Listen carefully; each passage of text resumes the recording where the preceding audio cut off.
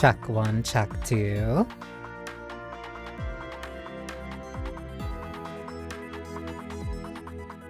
Perfect, it's working. Okay, so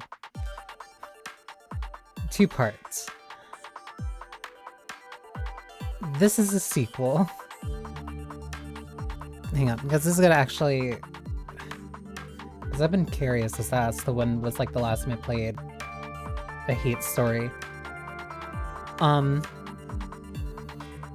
This is my own personal lore. Oh my god, it must be 2016.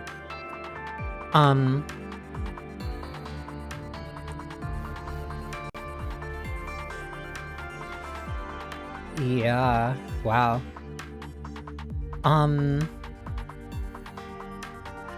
So Analog A Hate Story is a small visual novel that came out April 27th, 2012. I don't know when I got it,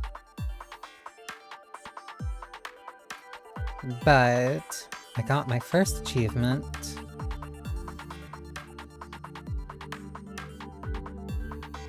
June 30th, 2014. That's over 12 years ago.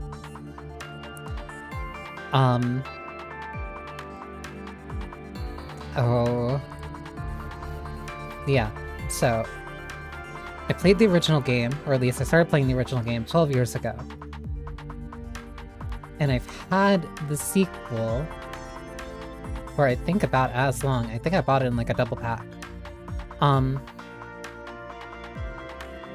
Because Hate Plus came out August 19, 2013.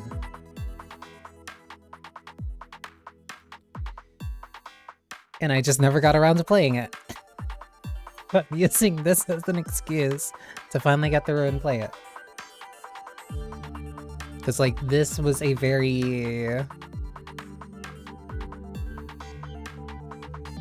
Or at least Analog was like a very...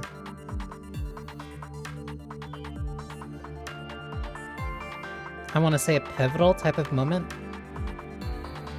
Like when I really started playing VNs. So it kind of means a lot to me, and I want to go back to it. And, like, I've also brought it up, like, multiple times when playing Silent Hill F, I think.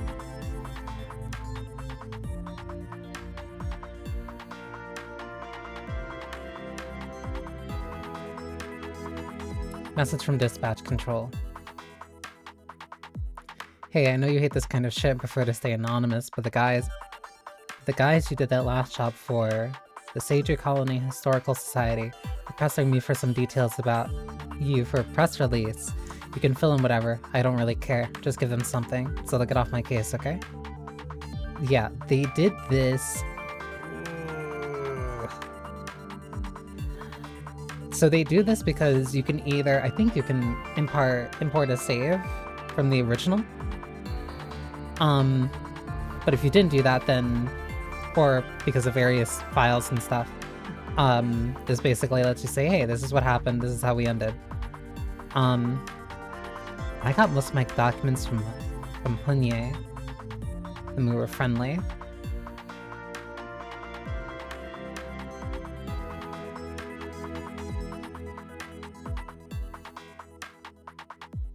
What pronoun should we use for you?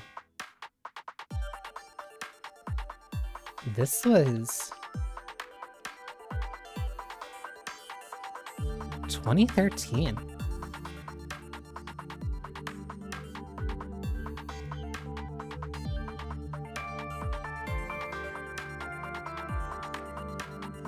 They. Question, if you had to choose, what year would you rather live in? 1988, 2027, 4989. No.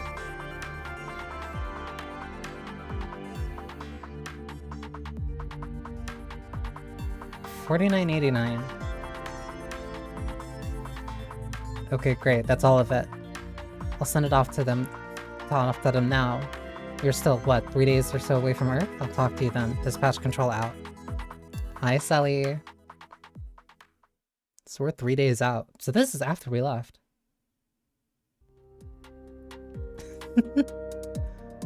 Oh no. Oh no, oh no, oh no. Jeez, I'm so sorry. If you're saying something to me, I can't hear you at all. Oh jeez, I'll explain. So, well, I tried installing that advanced dictionary you got for me. And, well, I couldn't get it to work. Even the builds that were supposed to be fine just kept giving me an architecture not supported error. I don't know why.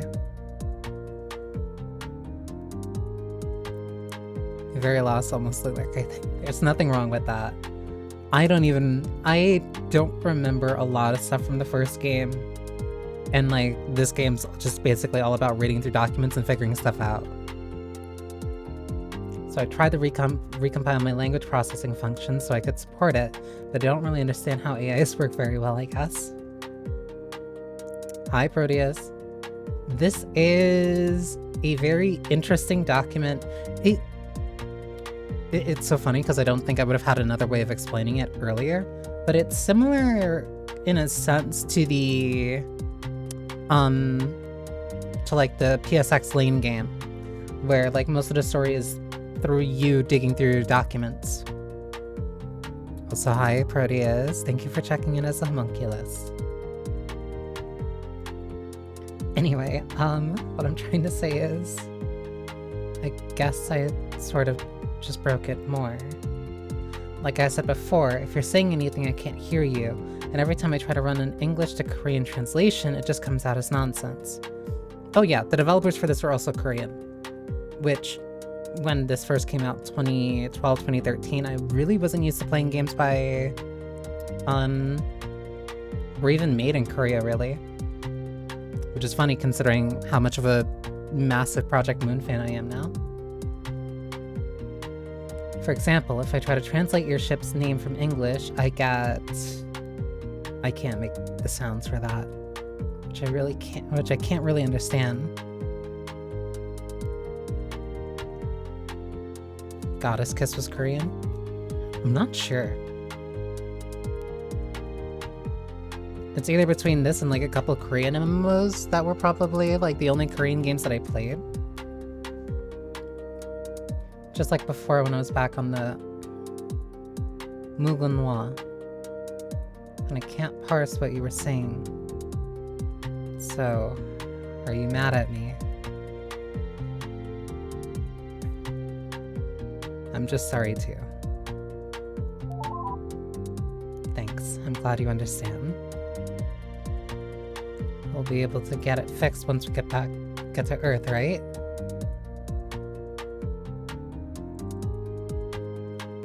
Yeah, of course.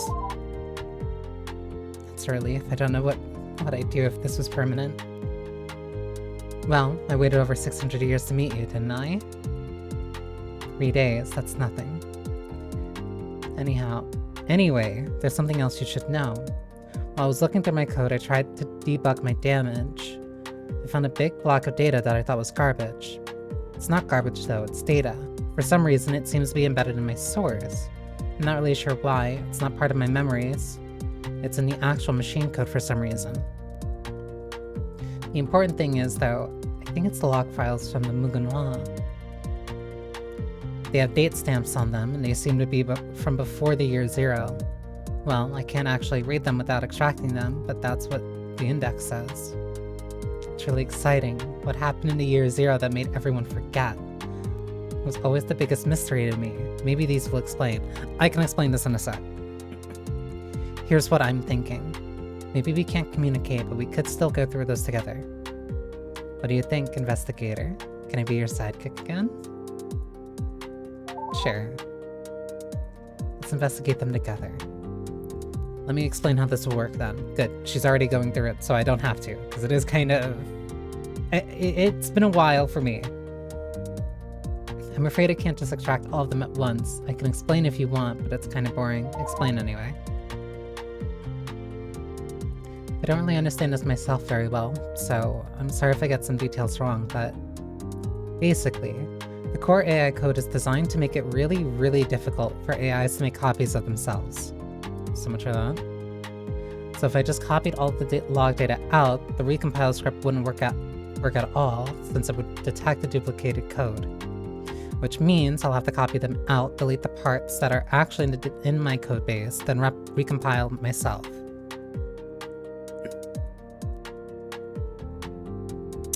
Thank you for the 3-day watch streak.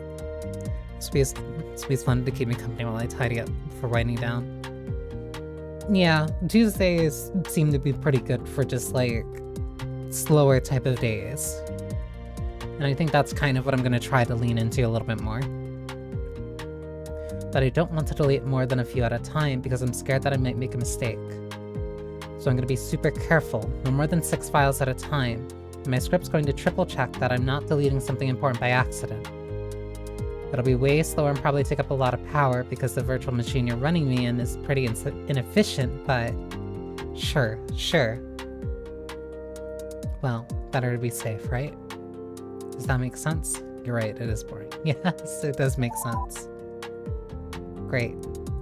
I think I used up most of today's power running debugging though, so I'll only be able to do a little bit, but there's always tomorrow. Anyway, I'll let you decide which log files you want to extract first, then we can read them together.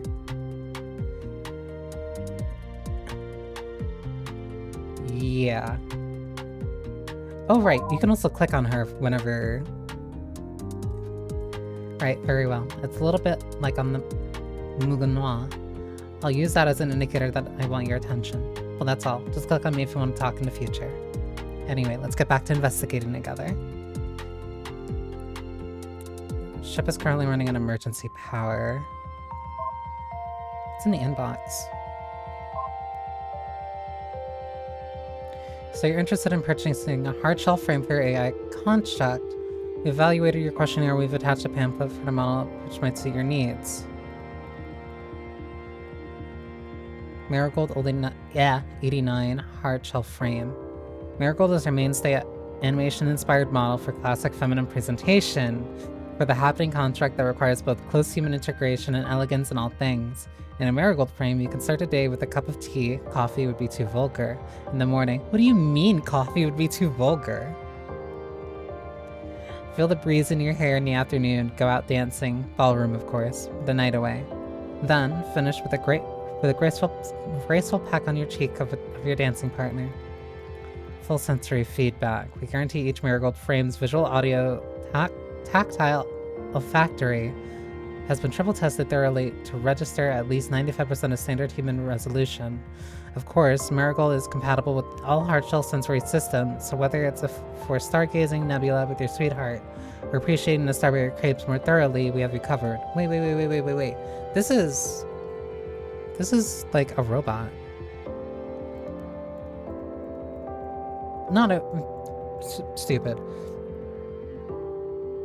Like, of course it's a robot, but it's one... animation-inspired. Yeah, no, it's just like a robot anime doll with simulated... parts. A face that launched 1,000 starships. As with all hard-shelled models, we offer fully customized facial designs. And 12 months of free hairstyle reconfigurations with purchase. But Marigold's facial range goes above and beyond expectations with its animation-inspired exaggerated features, anime-inspired, sure. You'll actually boast an even wider range of expressions than a typical human. From the subtlety of a coy smile to heartfelt shouting to the slight twinkle in your eyes of happiness. In Marigold, we promise you'll be able to inspire that uki waku waku.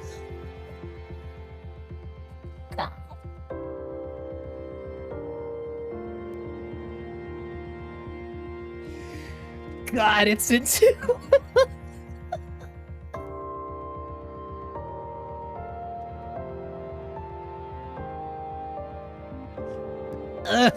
Talk about showing your age.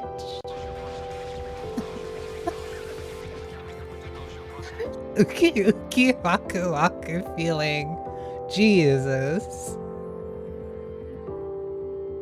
God, that brought me back.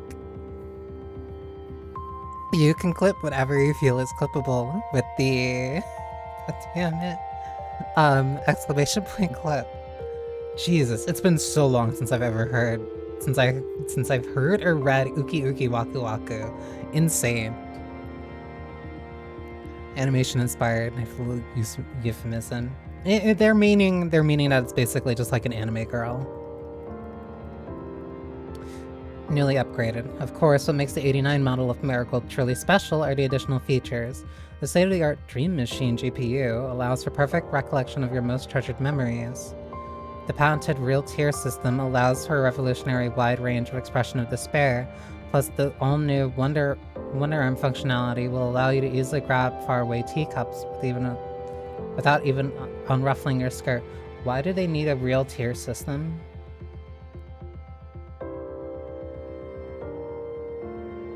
Allows for a revolutionary wide range of expression of despair.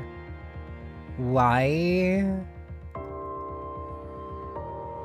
Please contact us for further purchase details. All our models are highly affordable. We're looking forward to hearing back from you on Earth. Sure.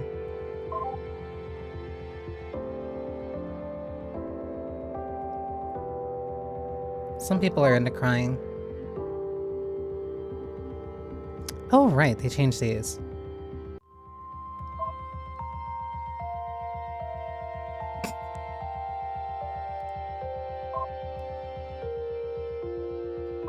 What is Pale Bride?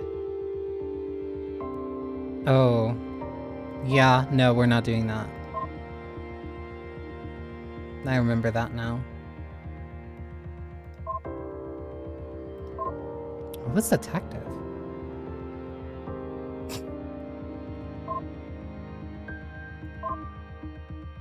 No, I'll put you in a scientist fit. That way if Fiora peeks in, then she's basically just gonna explode.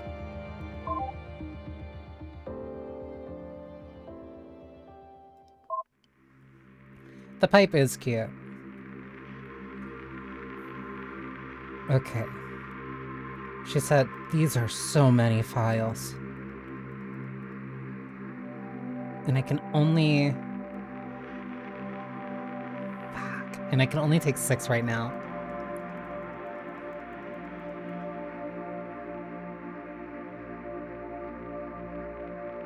These are all from specific people. I'm curious.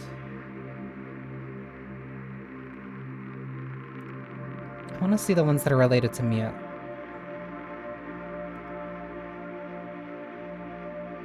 Kim So-yi pay cut. Who's getting a pay cut?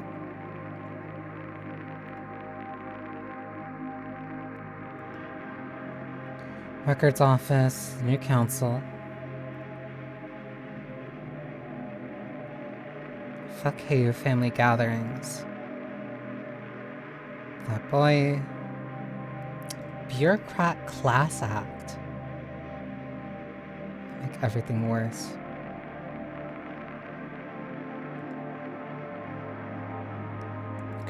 Election night. Daily report for December 11th. Mimi, please talk to me. Politics makes strange bedfellows.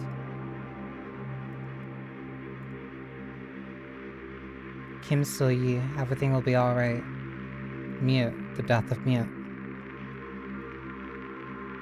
Alright, let's pull out these.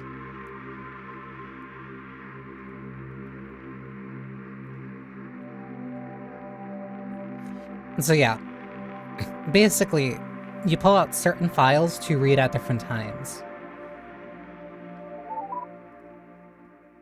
It's very open-ended in terms of like what you could run into at any given time. This is all in the span of like 7 years. Let's Crush Rebellion by Mute.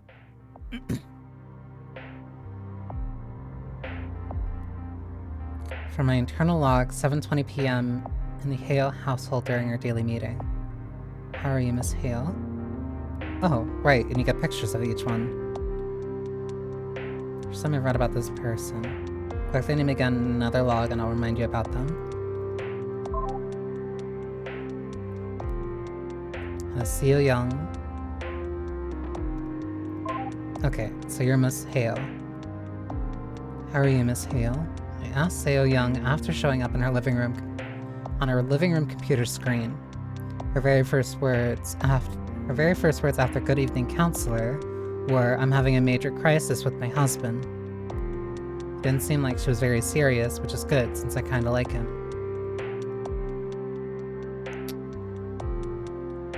Mute. Right! Yeah, the old version of Mute and the new one. Forgot. Didn't seem like she was serious. Go on, I said. You've heard of those fashionable paper lanterns, right? The ones that are genuine paper. They're sold in the Upper Court Plaza. Not really, no. Well, they let through this gorgeous red light. I interrupted her with a yes. I know what paper lanterns are like. So what's the crisis? I don't really see how that's a crisis. Do you think they'd be perfect for the living room? My husband objects, because they cost about 50,000 silver per. He thinks it's too extravagant, she said, whatever that means.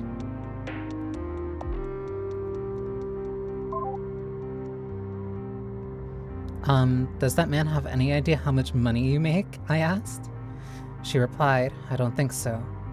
You know how men are. Of course, Mr. Kim is the kind to get jealous of his wife making more money than him. You. Which is pretty silly. He's merely a teacher, and Seo Young is the Counselor of Security's top lieutenant. He needs to get over it. I said pretty much that to her.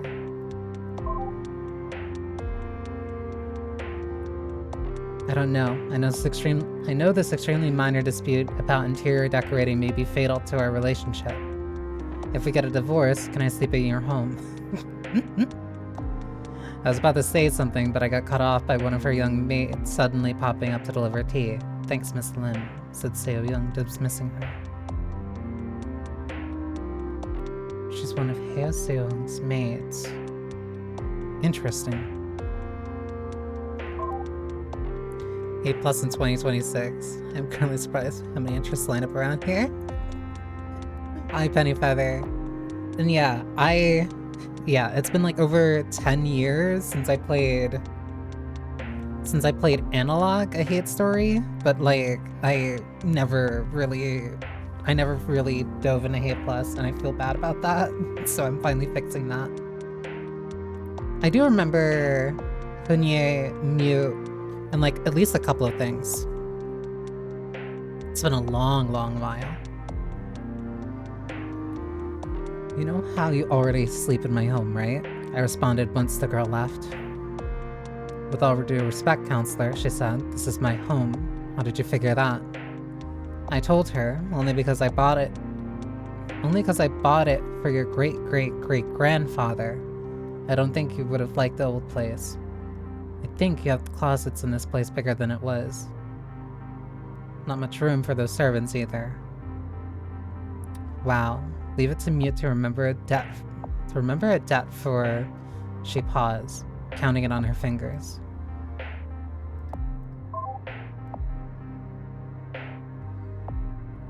Centuries. That would be 200 years ago.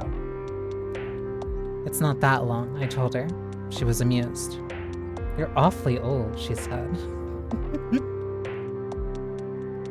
I replied, but you're still just a young girl. Wait, hey, is that a gray hair I see? She protested in disbelief, but I didn't even have to make it up. She totally is starting to gray. I mean, she's like 38, so it's hardly strange. No way, she said, getting bothered. Maybe I'll stay with my husband after all. You're mean.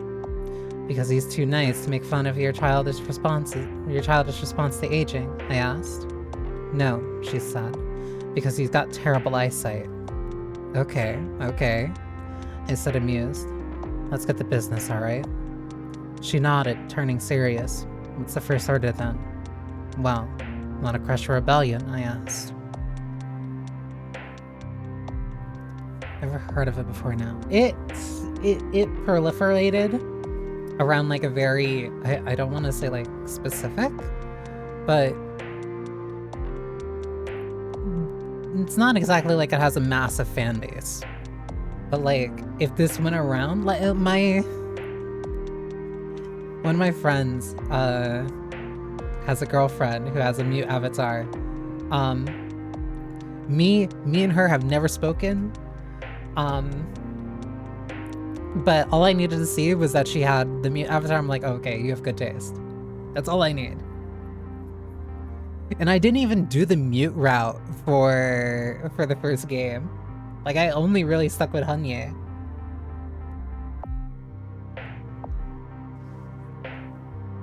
The OST is also great for both games. Well, wanna crush Rebellion, I asked. She got excited again. Do I ever? Can we actually do that? She asked, but with a smile on her face at the thought of it. These democracy aggregators have been causing no end of stress for the past, what, 2 years? I bet they're the cause of this gray hair. She paused, taking a sip of her tea. Can we destroy them? Please, please? Well, okay, I've got an idea. And I think I can get Chief Counselor Smith and Counselor Yang. So this is Counselor Smith.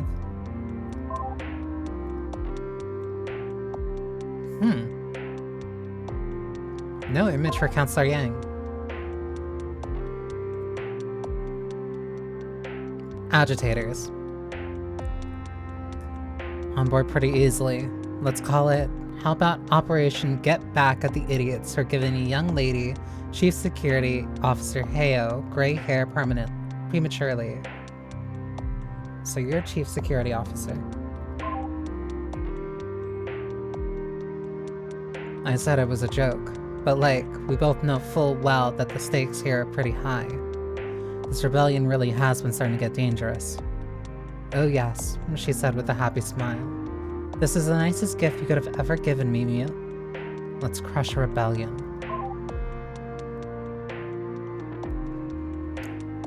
Bureaucratic class act. You know what? Considering going through college for sociology, no wonder that this is the type of game that like really stuck with me. Bureaucratic Class Act. Chief Counselor Ryu. Let's get straight to the most important item of this session, the Bureaucratic Class Act. Counselor Mute. Otherwise known as the Cleaning Up the Mess That Everyone Should Have Seen Coming a Year Ago Act. Counselor. Don't counselor me. Can we acknowledge for the record that this is an attempt at damage control for the idiotic One Lineage Amendment? What? Is this level of pettiness truly necessary? Still no image for Counselor Yang.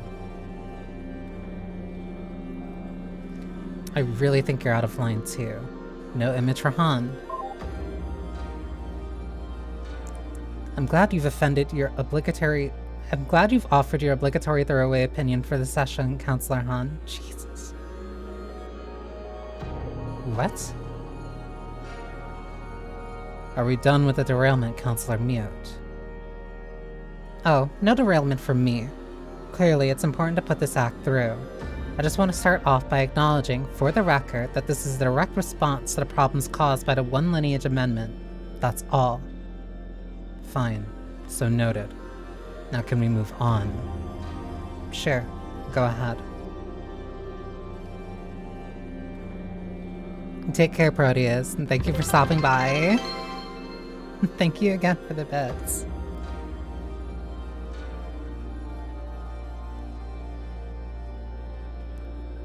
Yeah, the floor, Counselor Smith. Contrary to what Counselor Mute says, this has nothing to do with the One Lineage Amendment. The purpose of the act is to weaken the lower class by dividing them. You mean the class that we've bolstered by alienating new noble families with, like, every single session of council?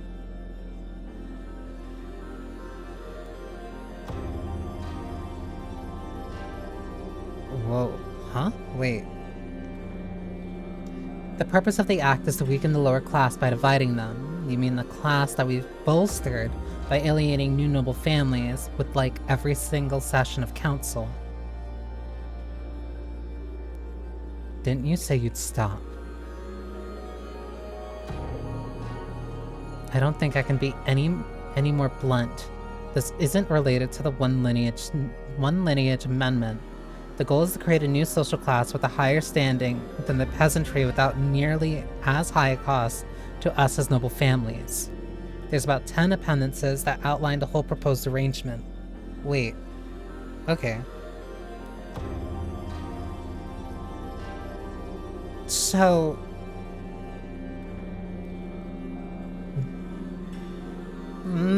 keep reading. Counselor Joe. No image. Is there room for debate on these numbers? Counselor Smith, heavens no. As I understand, it's a very delicate budget. There's really no room for any amendment. Understood.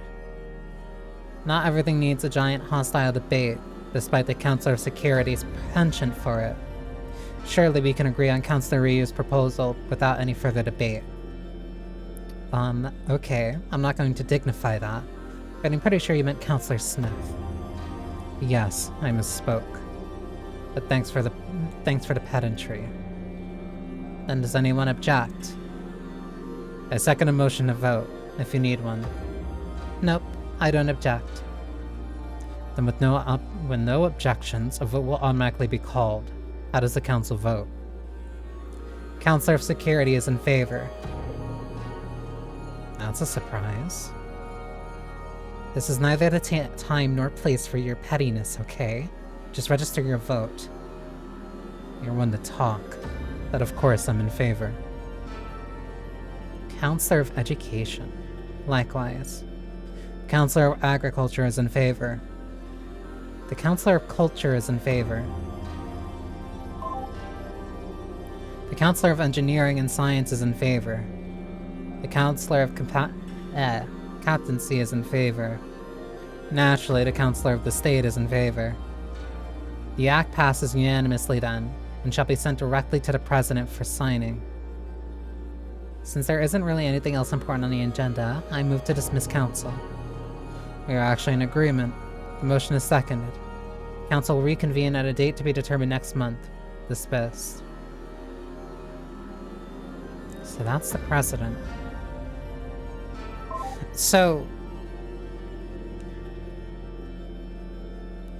this entire act exists to create another class right above the peasantry, but still below the bureaucrats and the nobles. They're separating peasantry and, like, quote-unquote a middle class.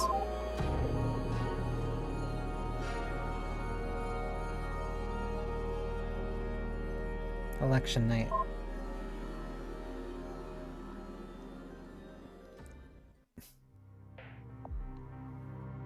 The first emperor was named Ryu. From my internal logs, 9:01 p.m. in Heisuyun's office. Well, polls are now closed, I suppose, she said. Who even cares? I sighed. We both know there might as well be only one candidate in the running now. One candidate in the running now. 5 years of President and Counselor Chief Ryu. Like, maybe he'll invent some new titles for himself now that he has all the power on the ship. Grand Emperor Ryu. Whoops. I lit a cigarette, wishing I could have gotten the emotional release out of it that the man I was imitating had gotten. Then I reflected on it. I remembered that he didn't get anything out of it either. It was just an addiction. What's this going to mean? She said. I knew that she already knew exactly what the implications were. It means he's pretty much defanged the security veto. Since I'll have the presidential override and all, I said. I can't believe this actually happened. My worry was always with 5 more years at President Park. Like, I never thought it would be this.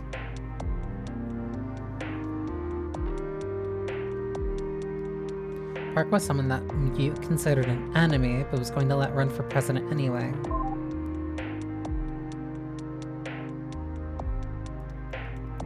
Has anything like this ever happened before? She asked. Yeah, in 2551, I said, recollecting a comparison that's been on my mind the most of late. There was a revolution. It only lasted like 5 years. The peasants who believed in total democracy, they managed to steal the root password and held the ship hostage until we surrendered. We had no choice. But it didn't last, right? You were able to put things right in the end, weren't you? She asked. Yeah, I trailed off. Yeah, but it was absolutely catastrophic. Stark got irreparably damaged in the process. He was the ship's navigation AI, and those revolutionary fuckers killed him. We got the people under control in the end, but the damage was already done. Like, if something that bad happens again, well, you can't, okay? You can't. What do we do now then? She asked. I could see fear and uncertainty in her eyes, and like, I really wanted to say something to reassure her. I wanted to have a good answer. I don't know.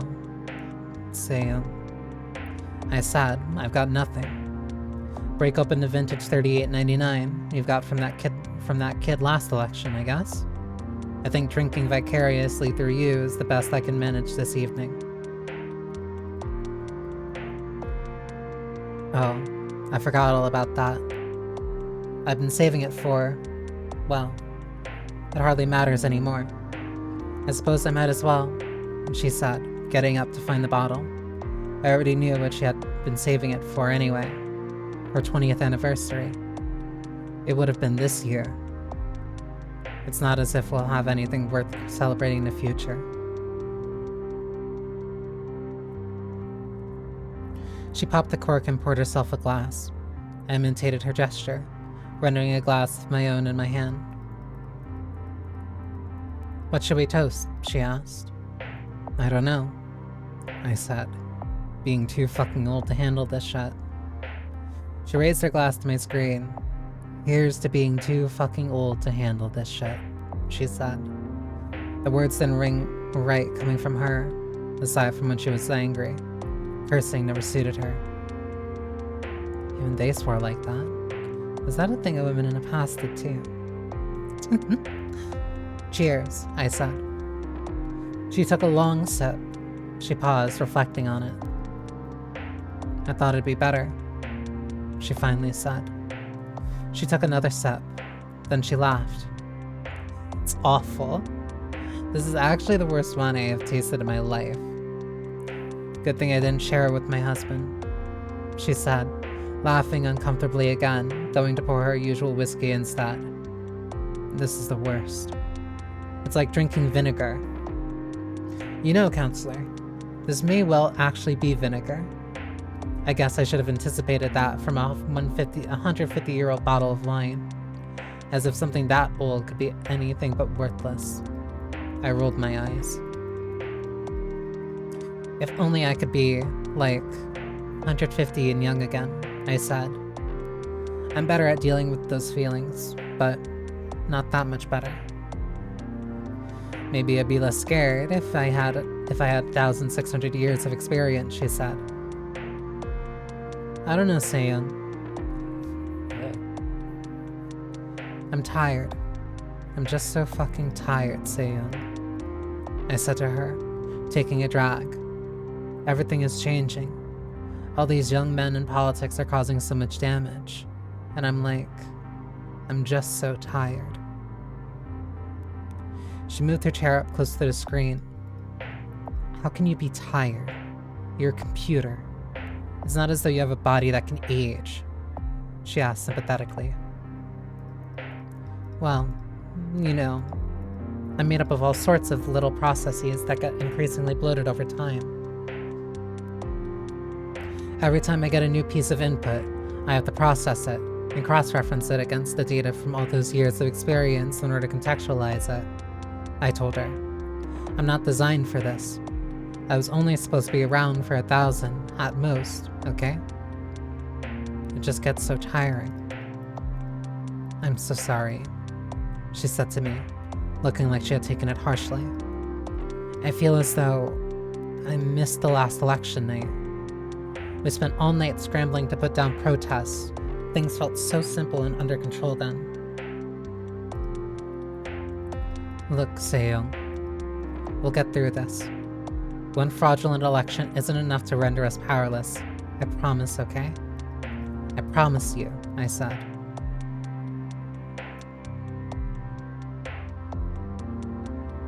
I'm just scared, man, she said, putting her hand across the screen.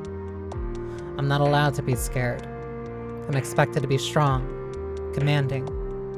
I should be able to stare down any man. I should be able to keep on top of everything that happens on the ship. I should be able to protect my family. I should be able to raise my daughter. There's too much on me, and I failed too many times. I'm scared.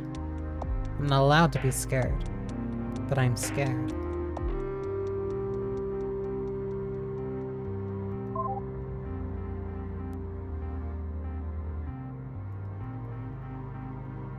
I know, it's okay. Look at me, I said, drawing my own hand touching hers, and trying my best to come up with bravado. It was the best I could do to comfort her. I'm fucking mute. AI in charge of the Menghua's security operations. I've been keeping the Mugunhua safe since 2390, and I will do whatever it takes to keep it that way if it kills me. Look at me. Look me in the eyes. It's my responsibility to keep things under control, Lieutenant. All you have to do is follow orders and believe me when I say things are going to be okay. They're going to be tough, but they're going to be okay. It's not your job to worry about that. Let me be strong. Let me be in control. I believe in you. Do you trust me, Lieutenant? Can you follow that order? Somehow this atmosphere feels really intimate. She stared at me, finishing her shot of whiskey in one. I had given this speech to her before, when she was still afraid to be so familiar to me, and had much younger eyes, and I'd given that speech to at least a dozen men and women in the past. I'm no longer able to tell if it's bullshit or not. Yes, ma'am, she said quietly. Thank you. Good, I said. Then believe me, we'll get through this okay. Just watch me. At that point, I checked the network for notifications. As I suspected, the election results had come in for all that they mattered. Now come on, get up, I said to her in my best approximation of a matronly voice. The election results are in. 5 years of Chief Counselor and President Ryu. Do we have a dossier yet on the biggest threat to ship security? You mean Ryu? No, we don't, she said, her voice becoming less shaky. Well, let's get it together, Lieutenant, I ordered her. Yes, ma'am, she said, confident again.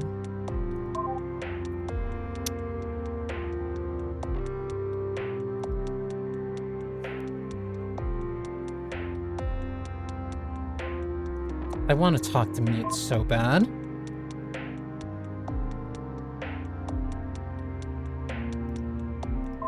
Oops, where are my files?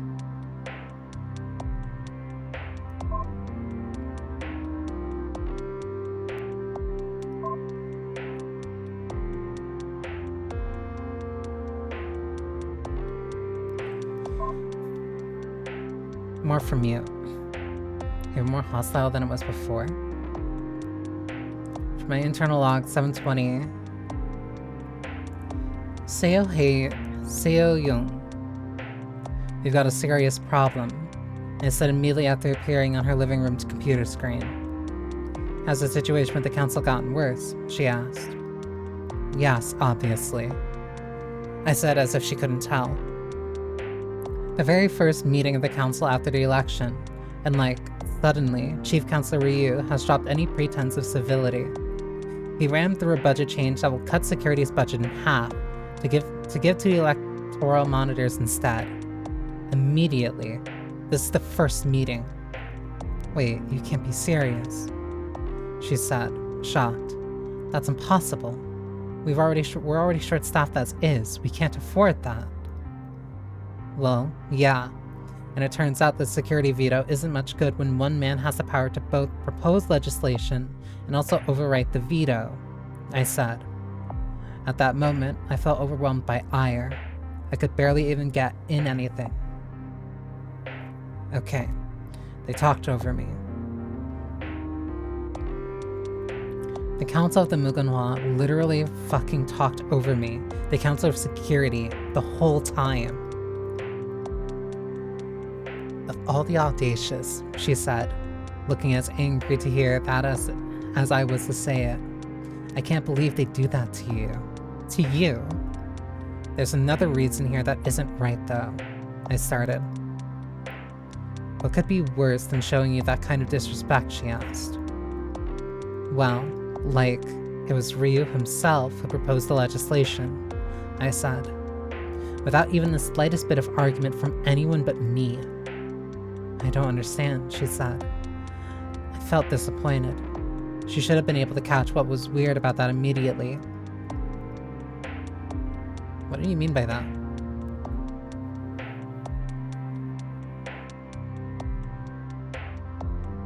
Without even the slightest bit of argument from anyone but me.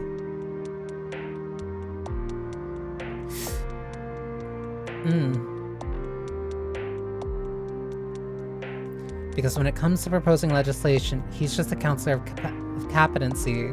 Captaincy, right? That should be under the purview of the Counselor of State, I said. Still no.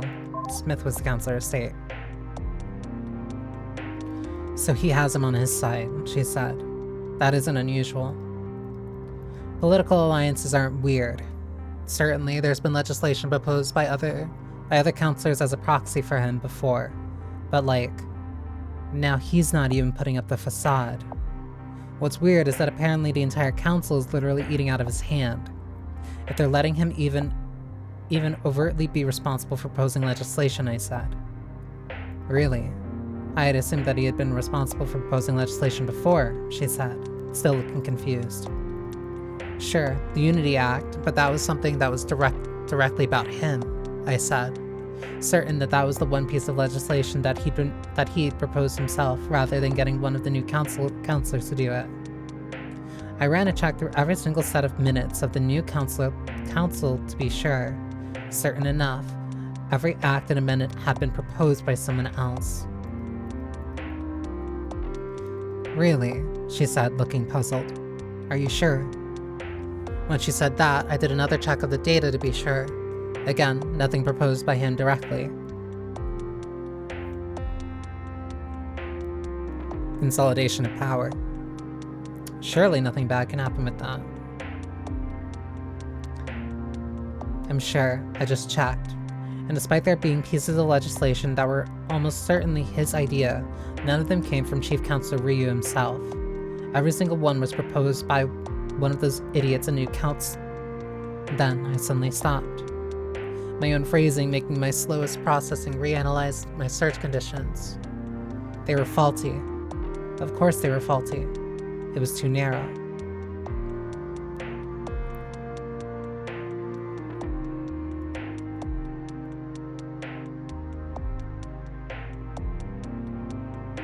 None of them came from Chief Counselor Ryu himself. Every single one was proposed by one of those the new council. Oh no, I said, of course. You're right, Lieutenant. I'm getting too old for this. Too slow. I would have made the connection instantly when I was your age. The Meritocracy Act, right? she said. Of course. We even wondered at the time if it was a power play, didn't we? Yeah, we did. But you thought it was out of character, I said, recalling that evening. Oh no. I'm so sorry. It's my fault, she started to say before I cut her off. No, of course not. It didn't seem plausible at the time. I still don't get how. Like, if the exams were rigged somehow. Surely Counselor O would still be on the council. He'd never give up his position, absolutely no matter what. Right, she said. I mean, that was the point of having them being held by the university, so the old Counselor O could control them. Okay, like, what if he tried to, but someone beneath him refused to? I asked, processing out loud. He would have just assumed that they were taking the moral high ground. Oh, and of course, he wouldn't have said anything. He was a stupid man, but hardly stupid enough to raise an indignation about failing to fix exams, said Seyoung, nodding. Doesn't matter though. It's just a theory. It's not like we can act on that. We can't prove anything, I said. We can't prove anything, I said. Well, maybe, she said quietly, looking away. Maybe what? I asked. Pardon me. Never mind. I'm sorry, ma'am. I was about to suggest something that you wouldn't like, she said, still softly. Lieutenant, tell me. That's an order. Let's at least hear it, I said. Well, we could go through the logs of everyone at the university. See if anything incriminating comes up, she said quietly. We could not. Reading through the private documents of nobles? I said, shocked. That's absolutely impossible.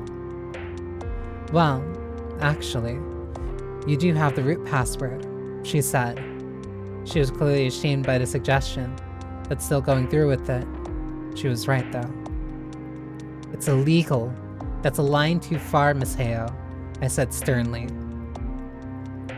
I know, but what else can we do? We already know for sure that Ryu doesn't care about the law, she said.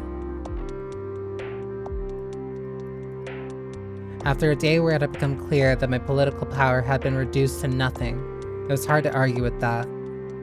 I recalled the last time something this drastic happened, and that was definitely not resolved through legal means. It still made me deeply uncomfortable. Okay, you're right. We'll at least look through them, I said. If we find anything incriminating, Counselor Ryu, well, at least we'll know. I don't know what we'll do from there, but at least we'll know. Very well, she said, nodding a little. Right. Well, it's going to take a while.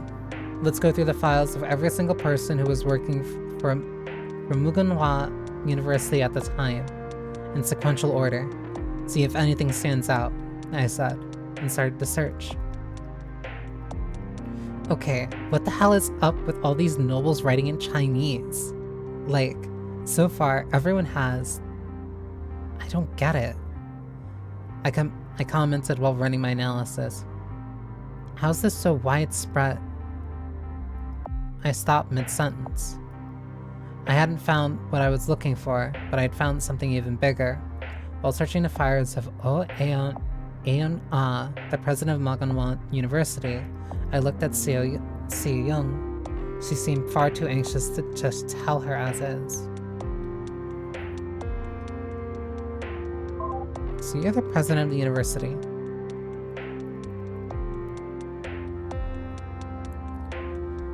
This is going to take a while for me to find anything. You should get some tea, I told her. If you say so, she said. She started to call out to Miss Lim, but I stopped her, telling her she should make it herself. She didn't understand why, but she got up and went to do it. In a couple minutes, she returned. Anything yet? She asked. Pour the tea first, I told her firmly. All right, ma'am, she said, puzzled, but did it. Now sit down and drink it, I said. She did. She seemed baffled, but a little bit calmer. Did you find anything yet? She asked. I don't have conclusive proof, but yes. Like, as far as I can tell, for the past 6 years, Maganwal University President Oh Eun has been having an illicit relationship with Chief Counselor Ryu, I said. But I found something even more important. What could be? She asked. Okay, before I say this, I just want you to know, I'm going to do whatever it takes to get through this, okay? I promise I'm going to stop at nothing to destroy this man and his awful political movement once and for all. Do you understand? I said to her. We'll put this all right, okay? She stared at me, and as I expected, she started to get anxious again. What did you find, ma'am? Did you... She asked, her voice unsteady, almost certainly suspecting what I was going to say. Seo Young, I know who killed your husband.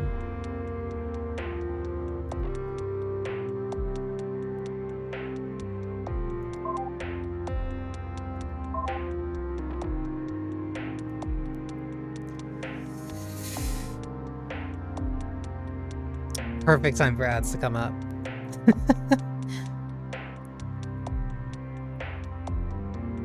Alright. Let me... BRB. Let me actually mute the BRB song. What? Because I need to stand up.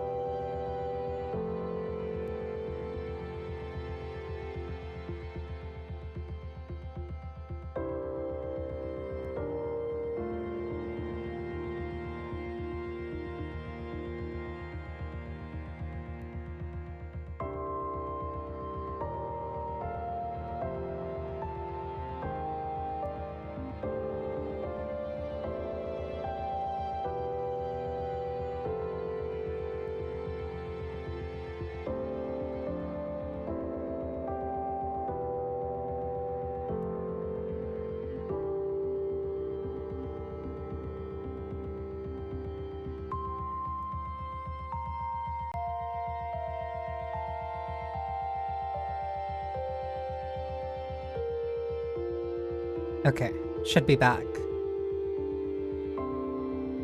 Da-da-da-da-da-da.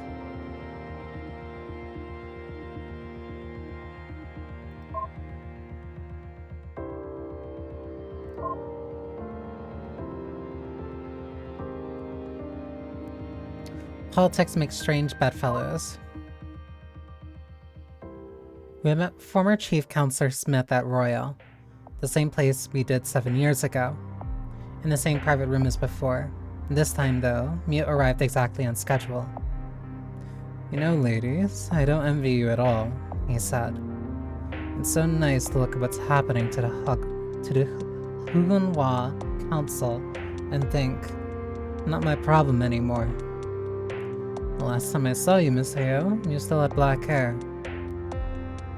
I'll sleep when I'm dead, I said. I don't have the time for it otherwise. How's your family? Mute asked politely. It must be nice to have as much time as you want to spend with them. Oh, please.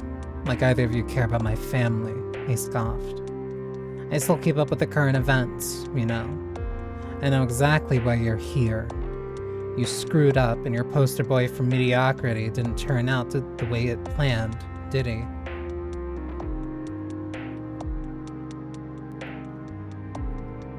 He looked at me, expecting a response. I guess last time I was easily baited by him. Not this time.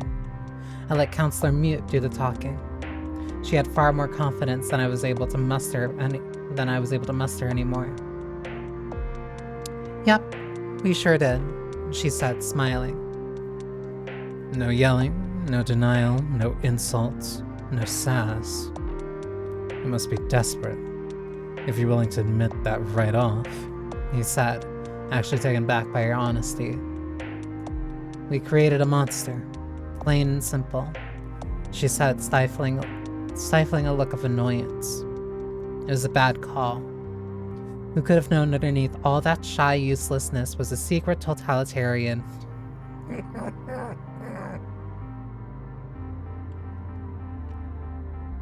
So is the quiet ones, and sometimes not.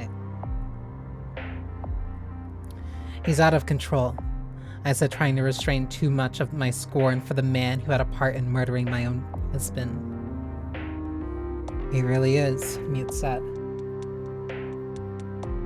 What do you want from me? I have no political power anymore.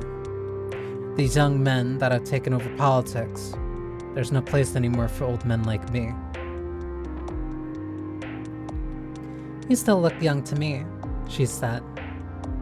Then the conversation paused briefly as we ordered food, wine being poured for both Smith and I. Well, we can't all live forever. Guess it must be a lot worse to be an old woman in politics than an old man these days, he said. Honestly though, I might seem like I've gotten softer, but I still hate your guts. Counselor Mute, you were the biggest pain in my ass for my entire career. I think you've got what you had coming. Hi Azuli, this is a Hate Plus, which is a sequel to Analog, a Hate Story, which is a... I can say old if it's from 2012 now, right? That's 14 years, that's almost retro. The original game came out in 2012, the sequel came out in 2013. I played the original in 2014, never got around to the sequel, so I'm correcting that mistake. That's literally a high schooler now, so yeah, old. Don't say that, don't say that. Don't say that to me. Time is fake.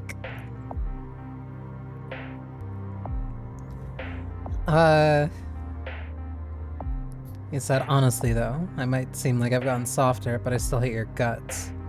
Counselor Mute, you're the biggest pain in my ass for my entire career. I think you've got what you had coming. Good. I'd have no use for you if you didn't, Mr. Smith. I'm about to propose something absolutely crazy, okay? And the only way we'll be able to pull it off is if even someone who hates me is on board with it, she said. And I know what you care about at heart is the best interest of the ship. Do you think I feel I hate it too? Do you hate plus it too? You're wrong. What I care about are the best interests of my grandchildren. Oh, don't be pedantic. They align and you know it. Like, do you think this is just an abstract point to me? I've got children in my family too, you know. Ensuring a safer future for the ship means ensuring a safer future for my family's little Sohee, and your girls too, Mute said.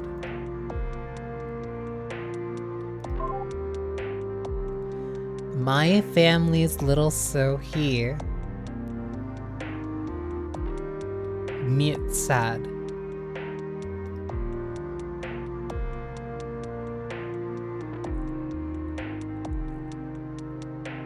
And this is Seo Young's daughter. Alright. Mute said. In that moment, I admired her even more than I ever had. I knew she cared, but I never heard her speak about my daughter in such affectionate terms before. I could tell she wasn't just saying that for Smith's sake, and it was an awfully sweet sentiment for her to express. She can be a little sweet sometimes when she wants to be. Fine. What's your proposal, he asked. You've got until we finish eating to convince me. I'm gonna be upfront. What I'm proposing is nothing short of an armed coup d'etat. I want to depose Chief Counselor Ryu and his entire council of destructive yes-men before he manages to completely gut ship security for good, Mute said, pounding her fist into the air. I'm willing to stake everything on this. You're serious? Smith said, actually taken aback. Okay, good. I finally got your attention, she smirked. She explained the situation in detail. The culture of the new council, the slow manipulation over the course of the past 7 years, the conspiracy, the private army of elected monitors, the engineering of his victory in the election by arresting the president, the murder of the one man good enough to stand up to Ryu's conspirator and plaything at the university.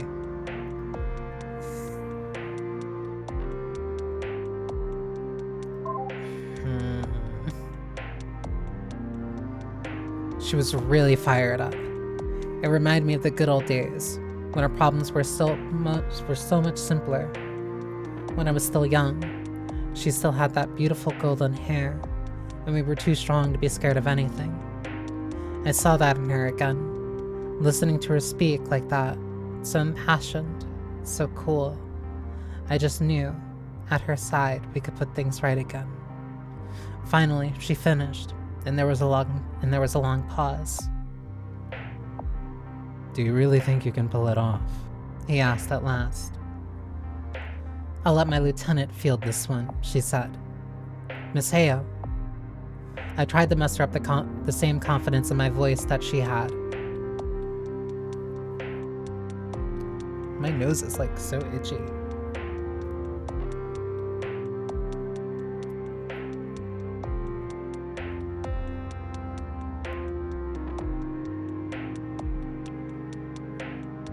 Unambiguously, I said. I know my men and women very well. They are both well-trained and loyal.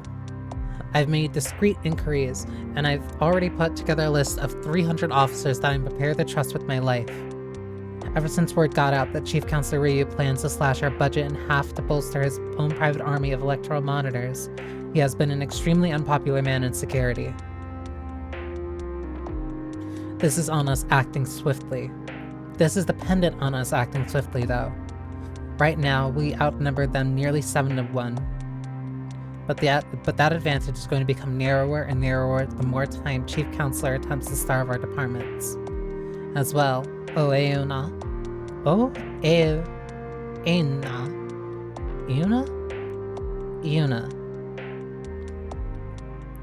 Must be aware we're onto her. Given the sudden public reveal of her relationship with Ryu. I told him, but if we are to strike swiftly and catch them off guard at our strongest, I have no doubt that we'll be able to assume control within a day. Even if I'm convinced that such drastic measures are really necessary, do you really expect me to take the risk of supporting you? He asked. No, I don't want you to. It'll look bad, Mute said immediately. I want no part of the revolution to be traceable back to you. What I want are a set of faces I can trust to form the Mogonwa High Council. You want me to be your new chief counselor, he said. I want the past 7 years to have never happened, Mute said. I'll settle for putting the council back the way it should have been. I want you to be the old chief counselor, and I want to have those argumentative idiots back on the council, like even Kim and Oh. I know you can do that for me. What if I refuse? He said. Then nothing happens. I won't have Ryu replaced with someone I can't trust. That isn't a mistake I'm going to make twice, she said flatly. You refuse, then we walk away. A good man dies for nothing, and your grandchildren grow up in a totalitarian Neo-Confucian dystopia. It's your call. He paused, pensive. You really think you'll be able to pull this off, Counselor Mute? He finally asked. With a single elegant gesture, she produced a cigarette and lit it, taking a drag and blowing it dramatically. It was the coolest in the moment. I knew that she was the same old badass Mute that I always believed in. Just watch me, Mr. Smith, she said, projecting the utmost confidence. By the end of the dinner, we'd gotten him to pledge to leave the retirement once we were successful.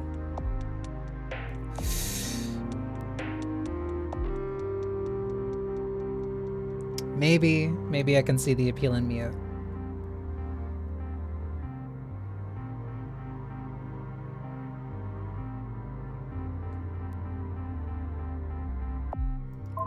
Very different.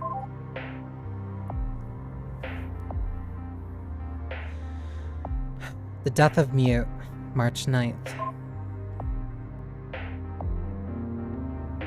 haven't found the right key yet. I'll let you know when I do, I promise. I really want to see what this is. Oh, this isn't fully decrypted yet. Interesting.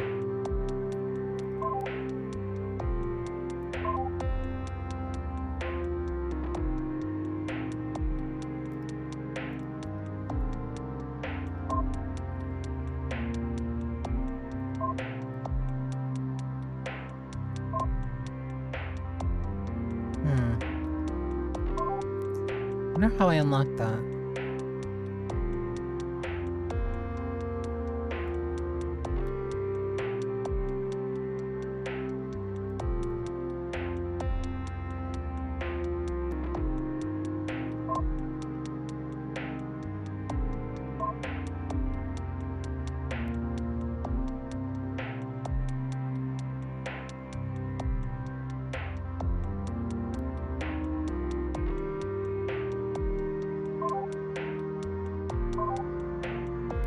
So then I probably can just extract one more then.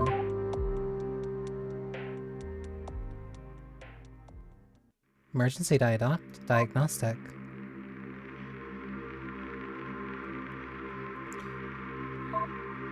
Alright, thank you for relaxing time and have a good stream. Thank you for stopping by, Sally. I hope you had a fun time. Let's see.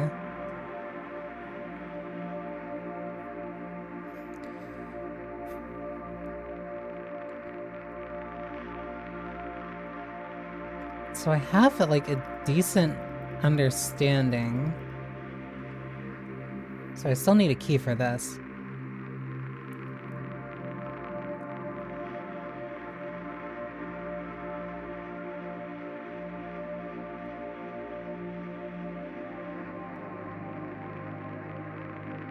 What is this one?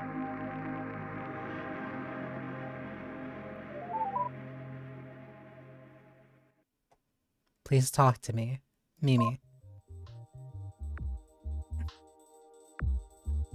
Dear Seongbak,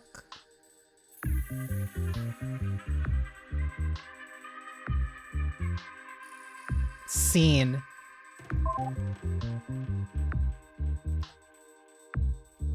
Oh. Hi. Alright, okay. Alright. They're saying Bach. I know you think I'm an error untranslatable, but please, just at least hear me out.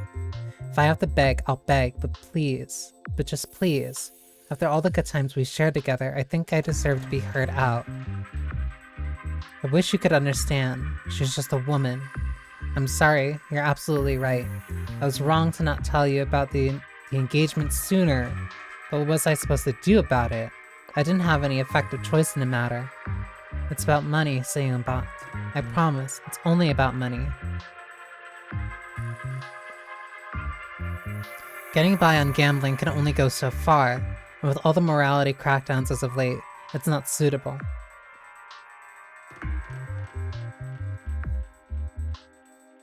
Bleh. It's not sustainable, my bad. You should know that as well as anyone working in security. If it was just me that was poor, it would be fine. And my family, well, we needed the dowry. And yes, we're going to have a child together, but only for the money. It's just for the motherhood credit. Do you really think I'm the sort of person who enjoyed being married to a woman?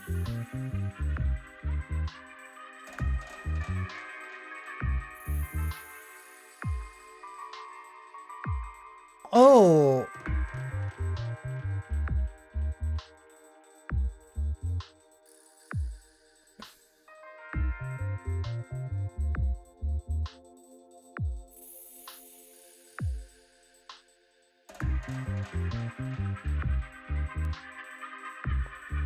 This is Saiyan.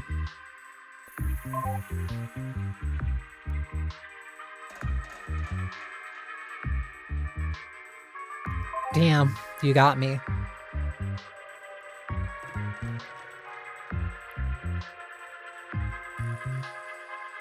Besides, she needs it too. I don't love her and never will, because she's not my cute security boy. I'm just taking pity on a poor woman whose family can't afford to support her anymore. And please, honestly, you've seen what she looks like. If I don't take her in, who would? She's not a threat to you. I realize intent isn't what's important, so still, I'm sorry that I've managed to hurt you like I have. I was thoughtless to not consider your feelings, but it doesn't mean we still can't be together if you can forgive me. I always tried to be very cool when I was with you, but I just can't do it now. You mean so much to me. My life is so much better with you in it. I know I'm married to a woman now, but the only space in my bed and my heart is for you, cute boy. Please, forgive me. Please, please, please, please, please. I'm just so sorry I have to hurt you, and I just want to make it right. If I have to suffer, then fine, I deserve it. But I know you're hurting too, and I just want to make it right. Love, painfully, Mimi. Damn.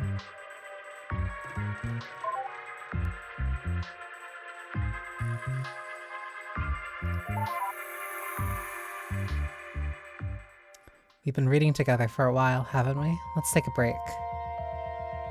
Up for that? Sure. Great. So, right. This is sort of something that's been on my mind lately. The idea of having a body.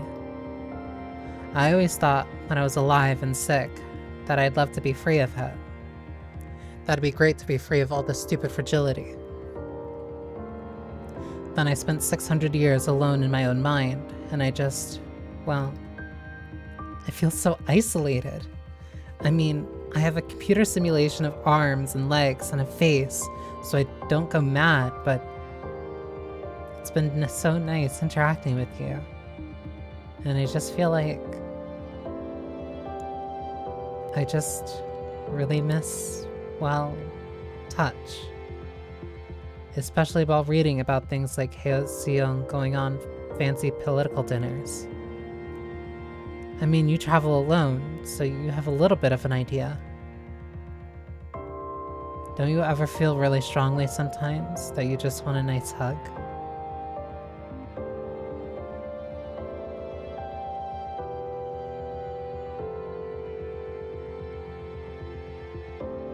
Sometimes, yes. I thought so. I really want to hug you too. I wish I could. Do you think it would be possible for me to get a body on Earth? It's possible. That's a relief. That'd be so nice to have. I just keep thinking. I don't even remember what it feels like anymore. I don't remember touch at all. Or smell. I just remembered smell's a thing that exists. I totally forgot. Wow. I'd really like to smell flowers. That'd be good. Flowers are supposed to smell nice, right? They do. Most of them. Some of them have like a very weird and like specifically intentionally off-putting smell. But that's like more very specific cases. I knew it. I just think it might be fun to see flowers and be able to pick them and hold them and maybe even feel what it's like to have one in my hair. I wonder, what would it be like to have hair again? Could it be blown in the wind? Would it be fluffy? It makes me think of Jaewa, my husband's wife. She'd comfort me and brush my hair. But when I try to think about it, I just don't remember what it felt like to be touched like that. I really want to, though. I don't want to be stuck behind a computer screen forever. I want to remember what it's like to be touched.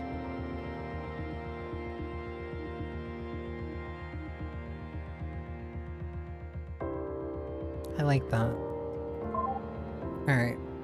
Let's find a couple more files.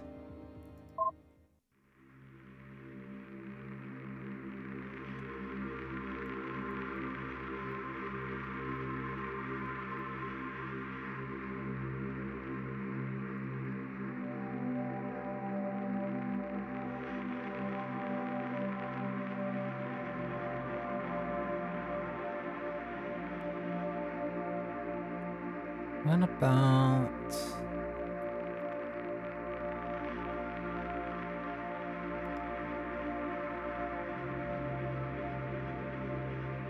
Don't pick the flowers.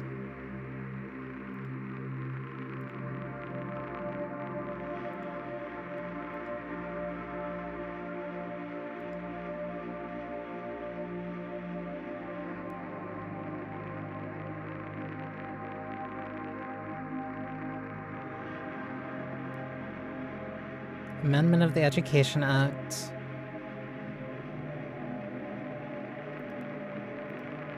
Research problem.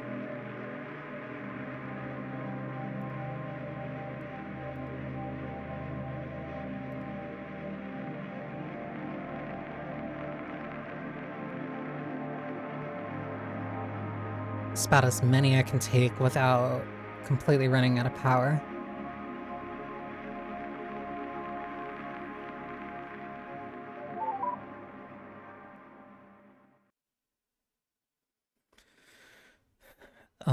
Don't pick the flowers. Mure Monthly. Attention getting headline. The Silver Eternity's production of Don't Pick the Flowers is a current pinnacle of modern theater, with Heo A-jun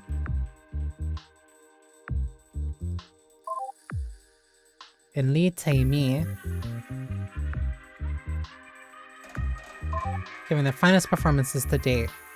The ever-loving A-jung has always been one of the favorite stars ever since this publication started, but for the past half year, it's been obvious, even to the casual theatergoer, that her career has been in somewhat of a slump.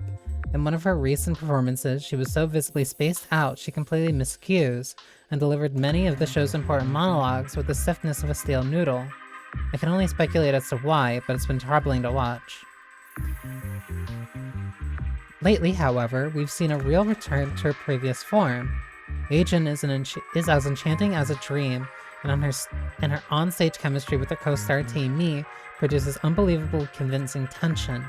For 3 hours, she becomes the perfect embodiment of love and scorn, taking you through the play's myriad complex turns and betrayals. And make no mistake, this is a difficult play. Don't Pick the Flowers presents the story of a charismatic veteran Earth politician Anna Harper, Hyo A-jun, whose charm belies a vicious revenge plot against a seductive serial killer Ansu?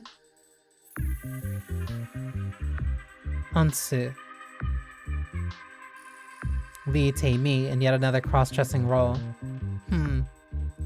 A boy who uses his status to escape the law. A playboy.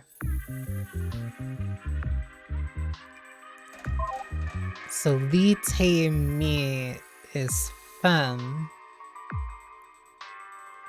because she's playing the role of a playboy. It's a chilling story of manipulation, and the entire play is a duel of wit and charm between the two. A complicated dance where one is never sure who's the head until the end. In the hands of a less skilled cast or any other director, it could be a mess. But A-jeon and Tae-mi are entrancing. And when done right, the confusion only helps sell their roles even more. If you only see one play this year, it absolutely must be this one. I don't know what's happened to Jaehyun to bring her back to grace, but we're all the better for it. 5 stars. Don't Pick the Flowers is currently performed at the Silver Eternity Theater.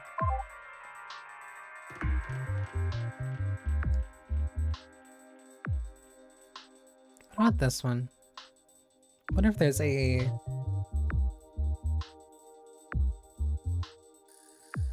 Yeah, they're both here. It's a running trend with these. It's not that Rendezvous in the Dark has no redeeming qualities, of that it fails at what it sets out to do.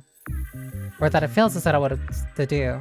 It's about Miss Hong, Hyo A-jun, a troublemaking schoolgirl with a heart of ice, and her overwhelmingly generic upperclassman kill, Lee Tae-mi, who, for reasons of plot contrivances, end up chasing around and antagonizing each other for 2 long acts, until the end where Hong is naturally tamed and the two marry. Tamed. As far as this kind of mediocre play goes, it's the best I've seen, but the pinnacle of mediocrity is still mediocrity. Damning. The problem is it doesn't tell a compelling story. Or have any cohesive themes, because it's not supposed to. It's designed to be broken up into short, humorous scenes, each with a punchy conclusion, so that they'll work out of context when performed in front of a private home audience as a form of disposable entertainment. See our editorial this month for a less cranky take on the changing demographics of the theater.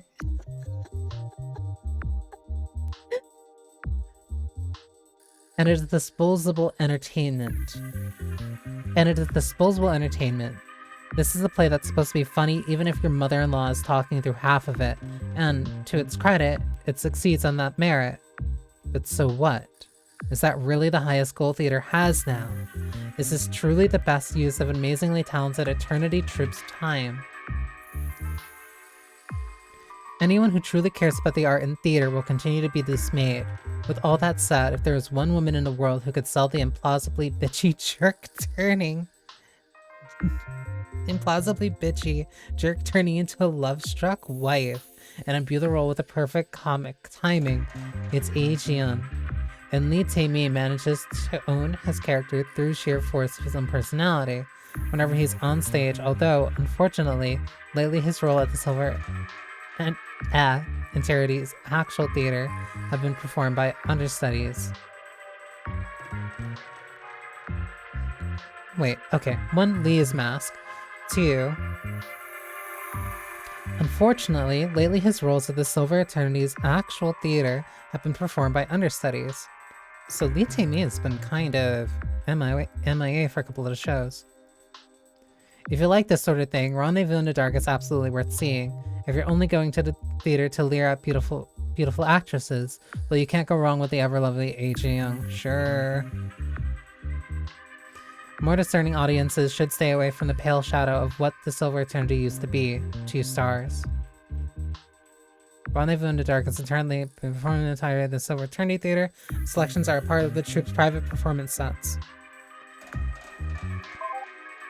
Interesting. Okay.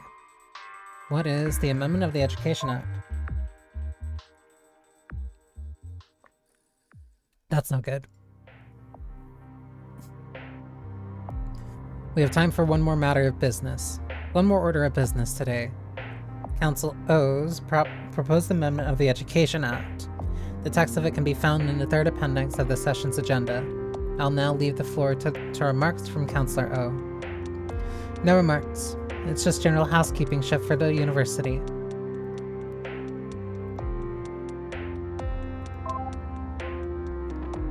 Great. I'm going to abstain voting and decline to pay any more attention to this session, if that's okay with you. Counselor. It doesn't affect security. I vote. I don't care. The rest of the council object to bringing it to vote. None here. I object. I don't understand the purpose of the proposed change about language rules. Is that really necessary? I don't think... Can you explain that? It's just some minor changes to general requirements. Even engineers have general requirements. That's why they're called general. I don't think we needed the vocabulary lesson, Counselor. That's... Yes, I know. Out of line. Withdrawn. Doesn't sound like minor changes. That was all requested and drafted by... Mugunwal University President Ayuna. My god. She assures me that it's just a minor change to allow for students to get more rounded education. By...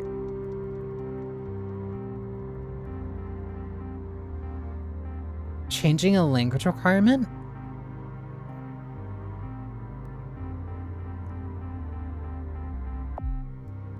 What are you changing, specifically?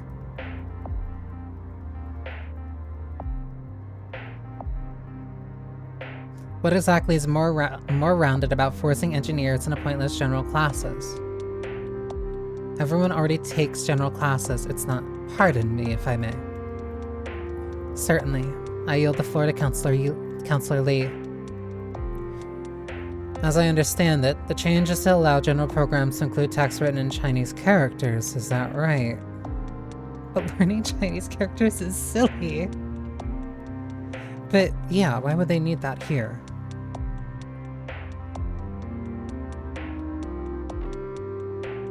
As I understand, the change is to allow general programs to include text written in Chinese characters. Is that right? That's what I'm told. Meaning technical students will have to go out of their way to learn pointless nonsense that doesn't have anything to do with science. Chinese characters aren't taught in public schools. That's right. The other counselors see where this is going, yes? Does it really need to be spelled out why it would be a good thing to make the educational requirements for noble professions less accessible to any old peasant at a public school?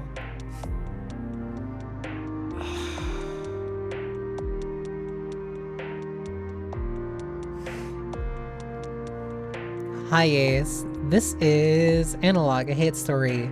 This is evil.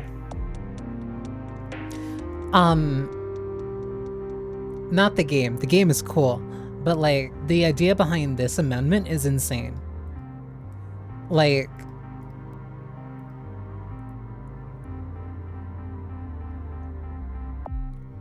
does it really need to be spelled out why it would be a good thing to make the educational requirements for noble professions less accessible to any old peasant at a public school? It's... So, what's a good way of putting this? This is like if anyone going for an engineering degree had to learn Latin. Just like as a general part of like their... as part of the program. For anyone who doesn't grow up in special circumstances, they effectively would need to learn Latin if they wanted to continue with an educational degree. If they want to continue a degree with engineering, and they would be doing that after secondary school, after high school.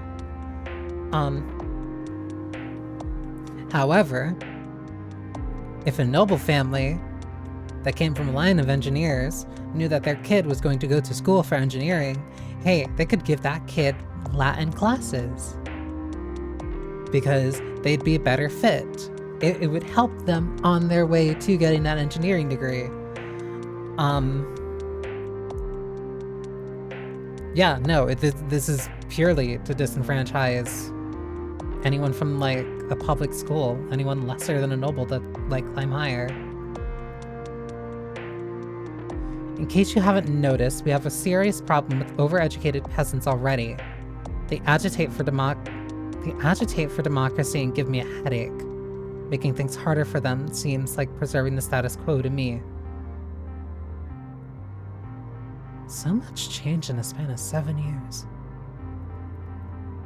That was my thinking. It's just housekeeping, regardless. I still don't. Counselor Kim, do you really feel that strongly about this? Really? If you move to vote, I'll second it. Do we have a motion to vote? I move to vote then. Seconded. The motion passes. How does the council vote? The Council of Education is in favor. The Council of Captaincy is in favor. The Counselor of Agriculture is in favor. The Counselor of Security wants to get this over and done with. In favor. The Counselor of Justice is in favor, and agrees with the lovely Counselor of Security. Ugh. Ugh is not a vote. Fine. The Counselor of Engineering and Science abstains. I don't care that much. The Counselor of Culture is in favor. The Counselor of State is also in favor. Let the record show that the vote was 7 in favor with 1 abstention. The amendment passes, and will go to the President for signing. With that, I move to close the Council for today, to resume next Monday. Seconded, gladly. Then the High Council of the Mugunhwa is dismissed. Ugh.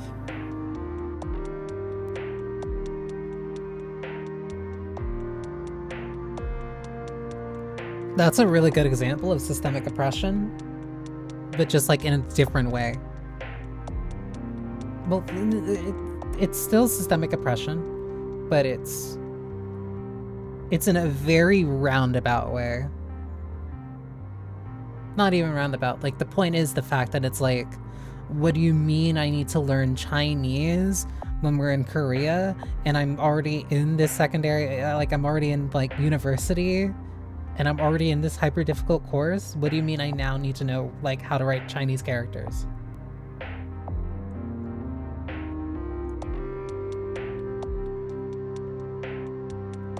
It's absurd for the sake of being absurd.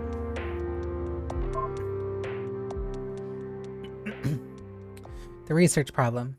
Kim So-yi. Oh, hi.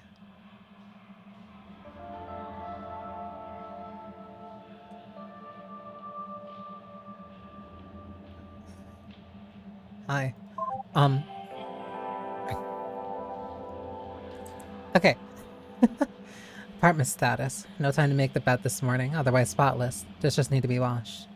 Mr. Han finally responded to my messages. Oh. Damn, she's straight. I had been so excited to have him assigned to me as a research assistant. Certainly the help was well observed after my recent overburdened workload, or at least in my estimation. I considered the possibility that the research chief's intentions were not good in doing so. It seems unlikely, however. Despite his remarks on the perilousness of my position, it seems as though he is earnestly grateful for my work, and he didn't assign Han to me until I that specifically outlined the preliminary research proposal into the radiation problem, huh? So, I must believe that he truly did think the research was worth pursuing, and that I would require assistance for it, and nothing more. I certainly was optimistic for the first week I worked with Han. He seemed receptive to my proposal, and having overviewed some of his prior work, he seemed competent enough. During one of our lunch meetings, I told him that I'd be interested in discussing his graduate thesis on processor distribution with them, and it sounded fascinating. In retrospect, perhaps, I should have noticed something in his body language. It did strike me as noteworthy that he touched my hands more than one might expect when making gestures to illustrate his points, but I didn't think that much of it at the time.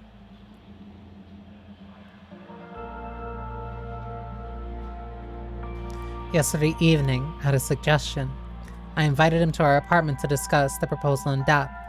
It seemed reasonable enough, or more accurately, I wanted to show off how nice our new apartment is. I haven't had any prior opportunity to do so. Because of that, I went along with his suggestion. After getting tea, I sat down on the couch to show him the proposal document I'd written up. I had to be next to him or he wouldn't be able to see it. After a brief discussion of the general thesis, particularly as the difficulty in discovering what safe levels of gamma radiation should be when in a closed environment such as the Mugunwa is, I decided to tell him the more radical part of my theory.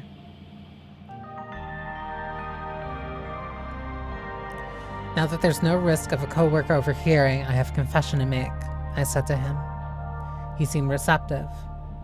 I actually wish to investigate a secondary theory into the bounds of this project. I hypothesized that not only does the ambient radiation have a deleterious effect on fertility, but that ambient radiation is outside of safe levels, and therefore it has been a contributing factor to Mugunwa's declining birth rates. Perhaps the major one. I admitted. It was certainly not something I wanted to present to the research chief without being able to provide a connection, but I unreasonably assumed I could trust Han with it. Well, maybe we could explore that theory together, he said in an uncomfortable manner, and putting his hand on my leg.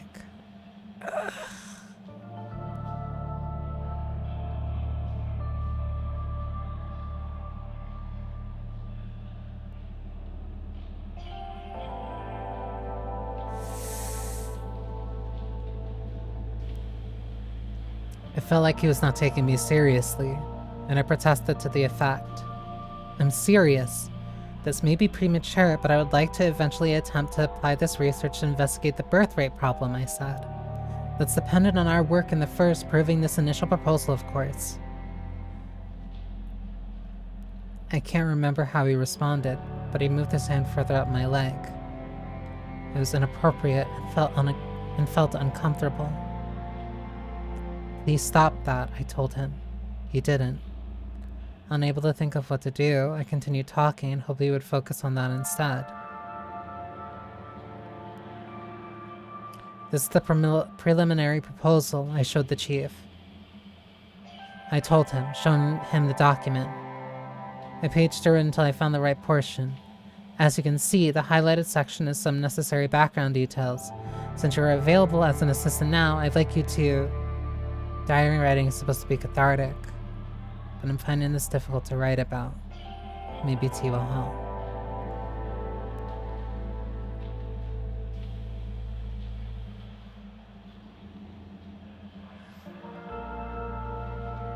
Ugh.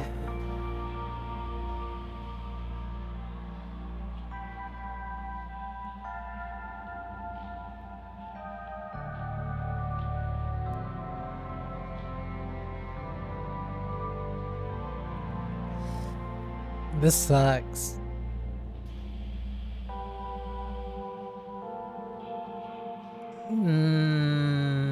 Yeah, content warning for essay here.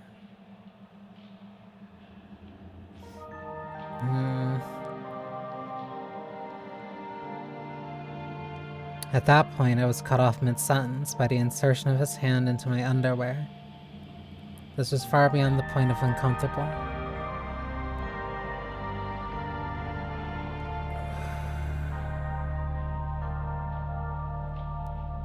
This is only like halfway through. Fuck.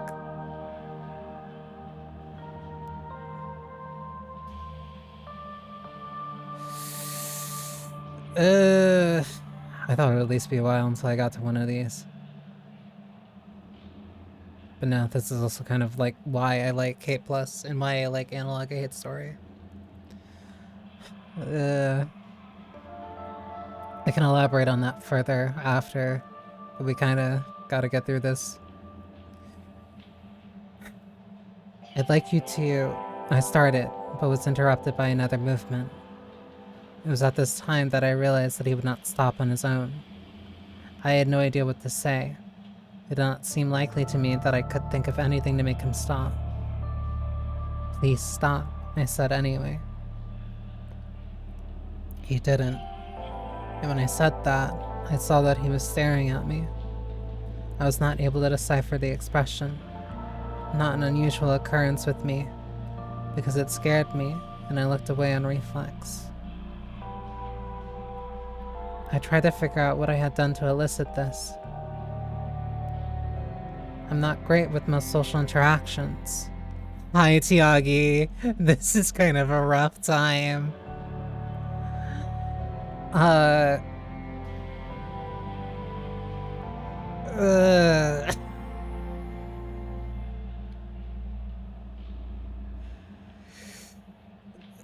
This felt like stepping into a landmine.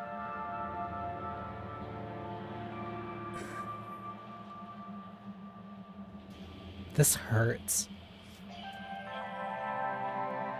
I tried to figure out what I had done to elicit this. I am not great with most social interactions, and I considered the possibility that I had somehow signaled that this was what I wanted. Maybe it was the invitation home that triggered it. Maybe. I could not figure out what I had done wrong at the time, and I am still struggling. Yeah, Hanyi's right. It's not her fault, and she shouldn't think that it is.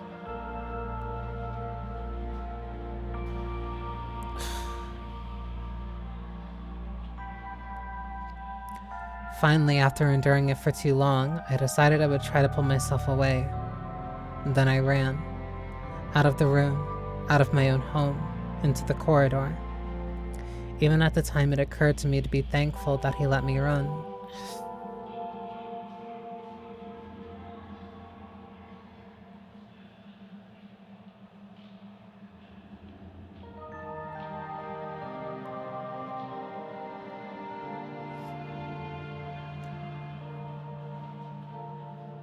He could have easily overpowered me. Ever since I first had that thought, I'm having a hard time not imagining what that would be like. It induces a sense of nausea. I would go so far as to characterize the thought as horrifying. I would like to stop thinking about it. I hid at the office for 2 hours, pretending to be doing overtime. Nobody questioned it anyway. The thought occurred to me that I could have simply hidden in another room of my home. The bedroom, the washroom, doors, both locked. But it was too late then. From the office, I wrote him a message, telling them that it would be in both of our best interests if we mention the incident to nobody. And I told the research chief that his help was unnecessary. It took many rephrasings until I had something I was satisfied with to send to Han. I ended up phrasing it as a threat. I could only hope it would be taken seriously. Realistically, I could have probably waited a shorter period than 2 hours to return, but wanted to be certain he had gone when I got back. Thankfully, he was. Instead, Nae Mun was there to greet me.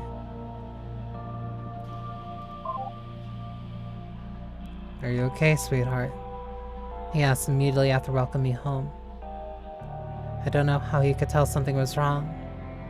I said nothing. I couldn't tell him about it. There was no way.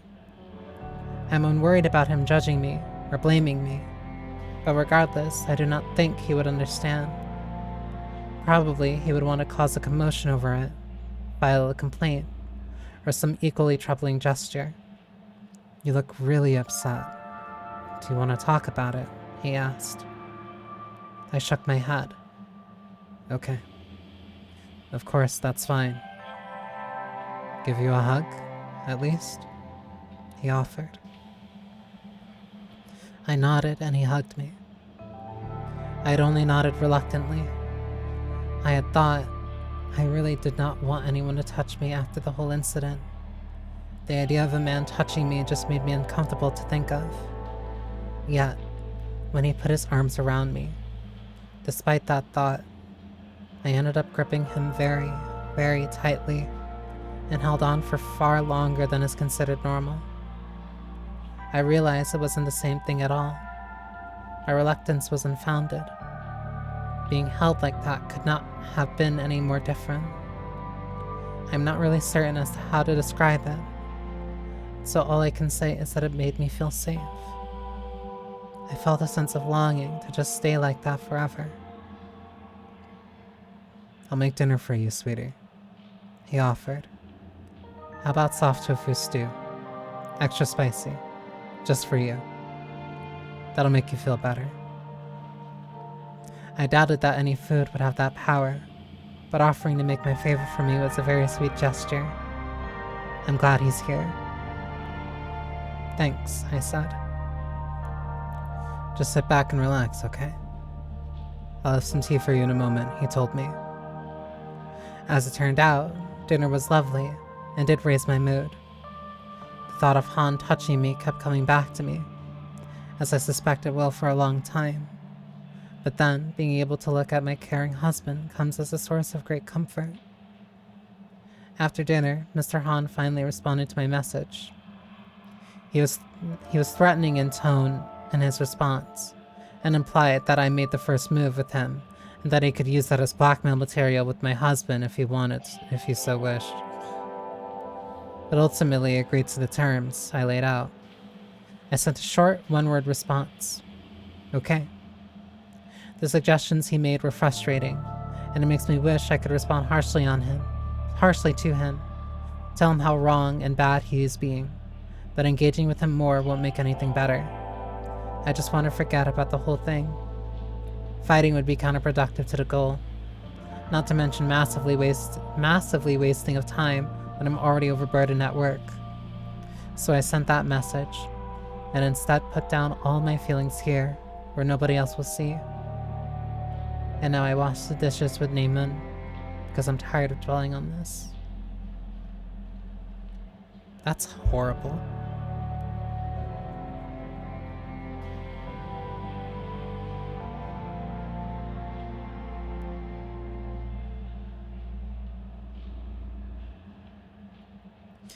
That's like...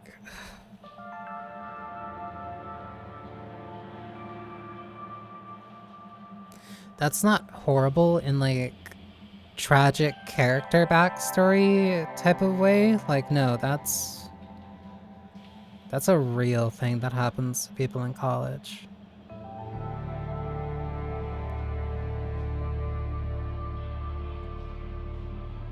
People in college, people in the work field, like...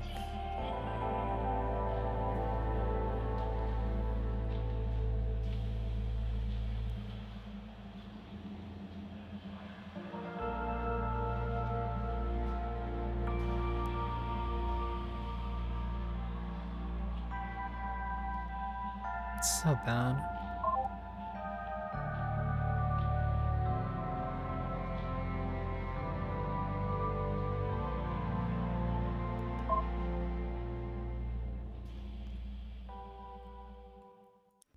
I hate the mornings after. Mei Gina. Aw, she's cute.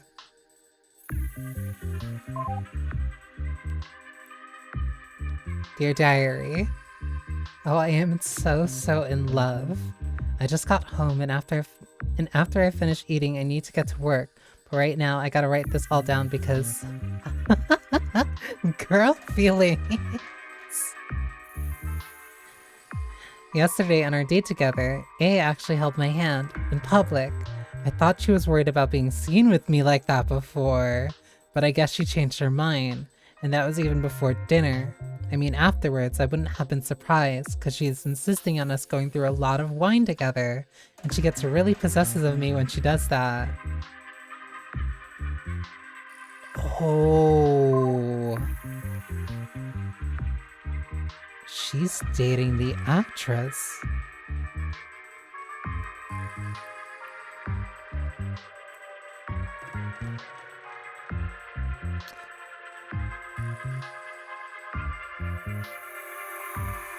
Please, my dear, I insist, she told me as she ordered the second bottle.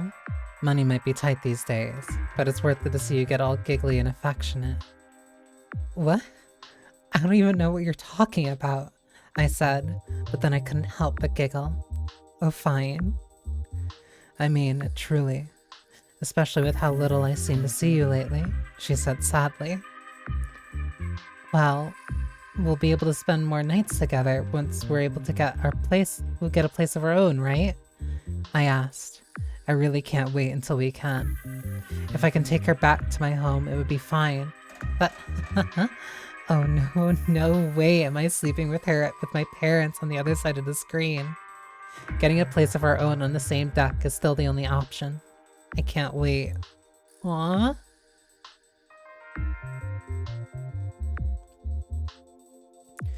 Right, she said, and then took another drink. Afterwards, we went back to her cozy apartment behind the theater, and we drank some more. We pretty quickly got to the point in the evening where she could just not keep her hands off me.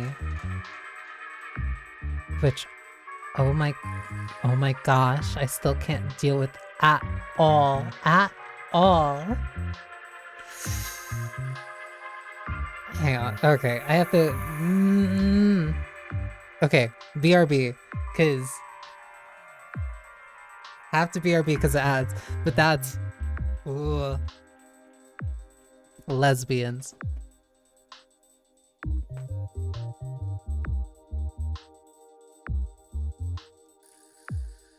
But like, this is already instantly kind of getting to the thing that I liked so much about Analog a Hate Story. I'd probably even like it more now if I go back to it. But like, it's so...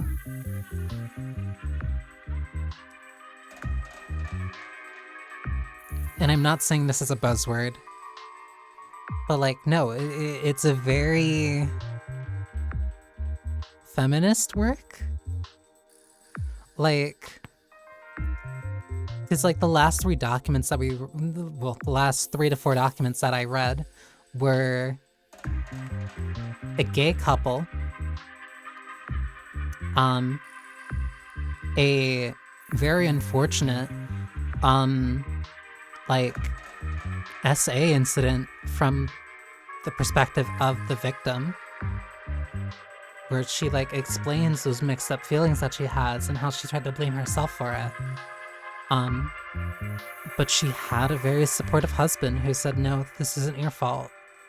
He doesn't even say that. He doesn't know what happened, but he just knew that she was in pain and said, hey, I'm gonna make your favorite. You relax. Take whatever time you need. And I'm gonna hold you. Like, it's really tender. And there's no just like chance. It's completely random of like what documents that you're gonna get at different times. Not like completely random, but like you're not gonna know which one leads where. So you're just gonna have moments like that where you jump from something that can be like really sweet and cute to something that's really heavy, and then something that's talking more about the overarching narrative.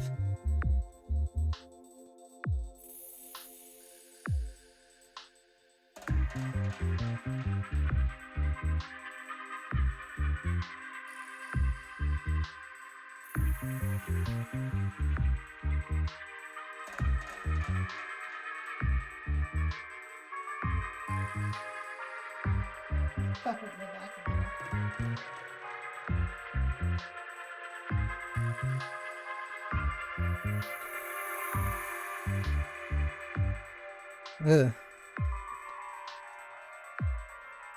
Yeah, no, that part was very suddenly heavy.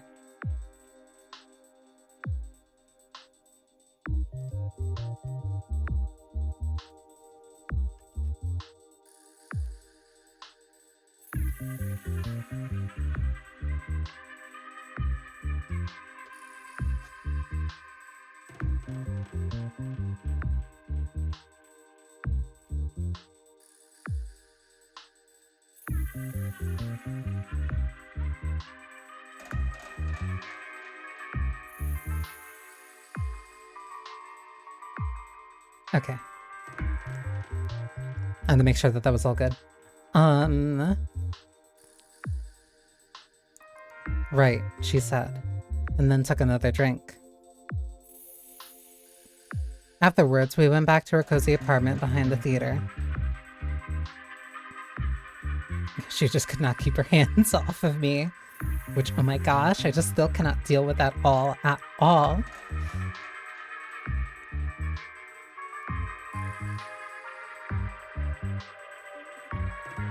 Sorry, I don't know how to...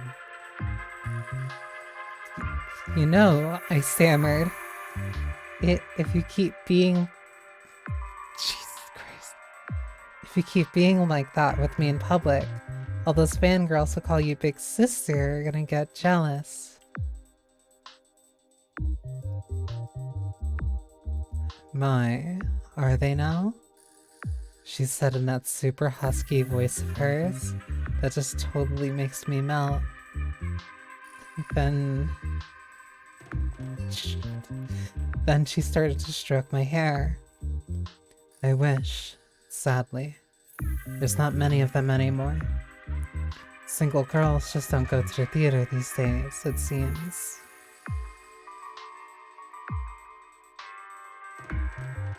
I might have hit fucking pay dirt.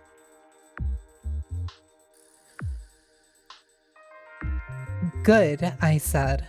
I want you all to myself. I do miss all the love letters, though. They would say the most flattering things. She teased me. Then she walked over to the futon and slipped out of her dress like it was the most natural thing ever. And oh my gosh, just every time I see her naked, I'm just so blown away. That gorgeous black hair resting on her soft, wholly smooth, perfect curves. And those long legs and long fingers. And perfect. Just, jeez. I have to stop. I can't do her justice at all with my babbling. But,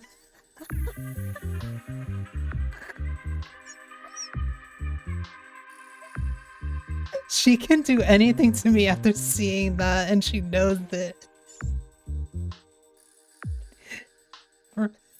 I like you. You're so real.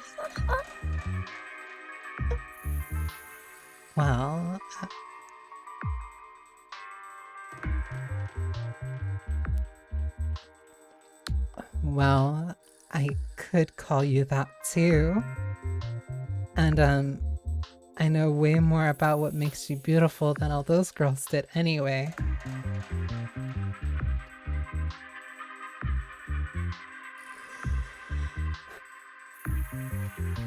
Huh? Huh?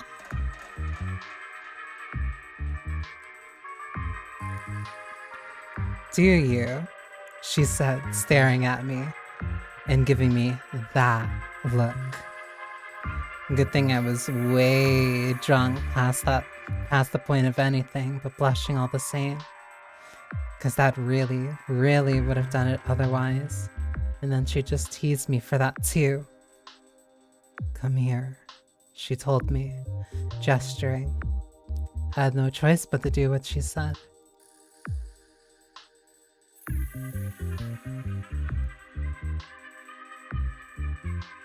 Holy fuck. Holy sh!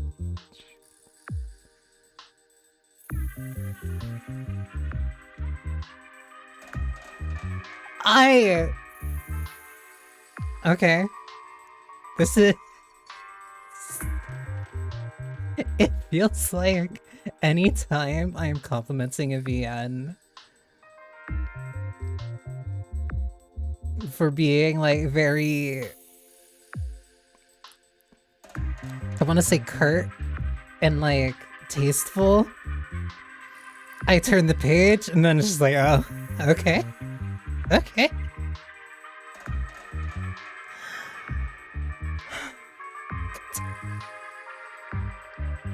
She undressed me quickly.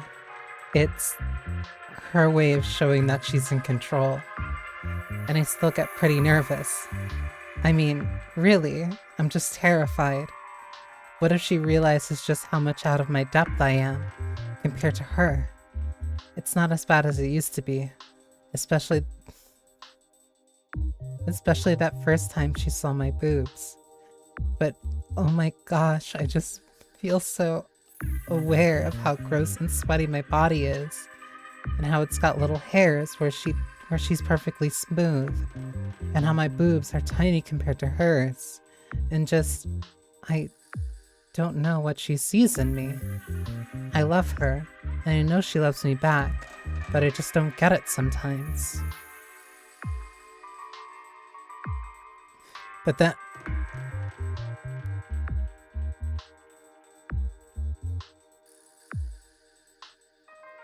Oh my god.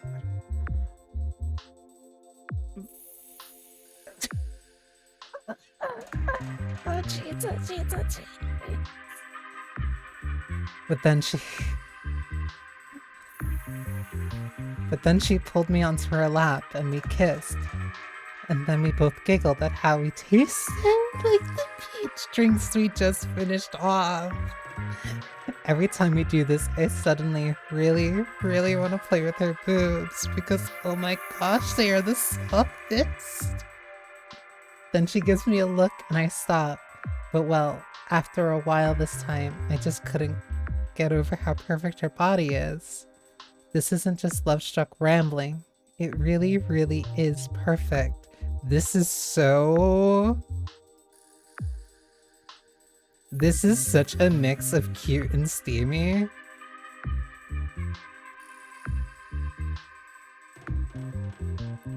I ended up kissing her neck. And even that was just so soft. I don't really know what came over me, but I kinda really felt like biting her. I don't know. I feel bad now, but it just felt like I really wanted to leave a blemish on that super perfect body of hers.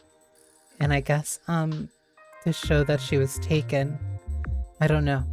It's stupid and sounds awful when I say it, but I started out gentle and she let me. So I kept going, and I didn't even stop when she cried out. I didn't even think to stop. All I could think of when I heard that moan of hers was that, gosh, I wanted to hear more.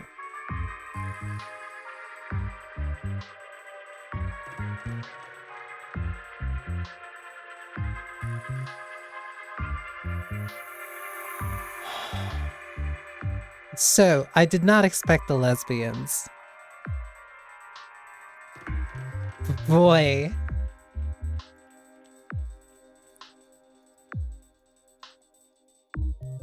Christine Love to be righted. This is, oh my god. She gave her a hickey. When I pulled my head back to look at her, it was just, gosh, it really did stick out so much. Her complexion perfect and skin totally smooth in every other way, except for that big red blemish, and knowing that it was mine. I felt like I really wanted to do it again, but then she grabbed me strongly and kept kissing me. Then she pinned me down and went at it more.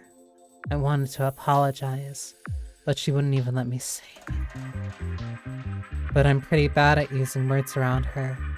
I'm really glad we have a relationship like this, because if I couldn't kiss her, I don't know if I could ever really tell her how I felt.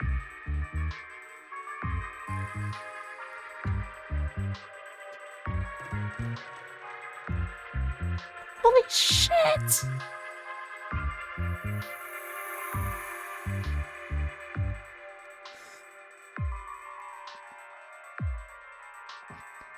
Then she went down on me, and I just completely totally melted under her.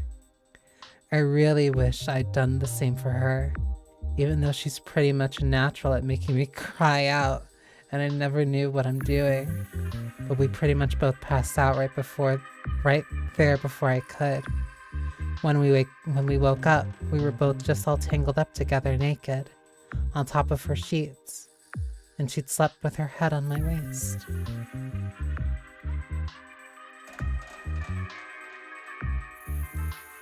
I really, really didn't want to leave. I hate the mornings after.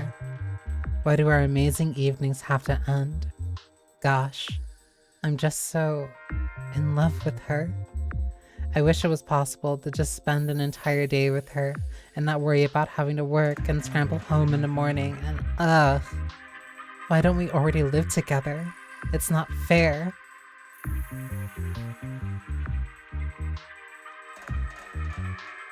That's crazy.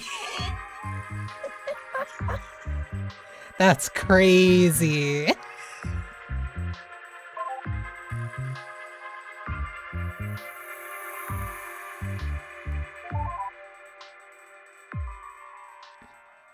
Jesus.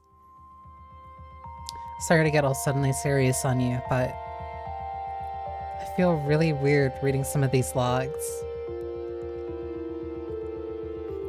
It's just, especially reading about relationships, I get a very adult feeling from them. You saying this after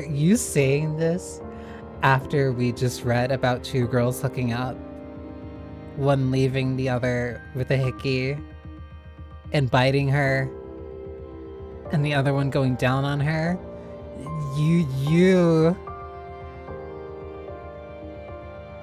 I'm not gonna say anything, but I'm looking at you like the homophobic dog.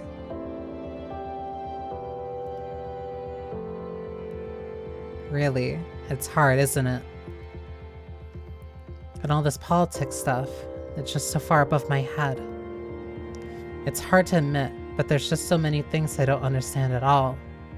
I mean, I'm over 600 years old, but I feel like such a child reading some of these.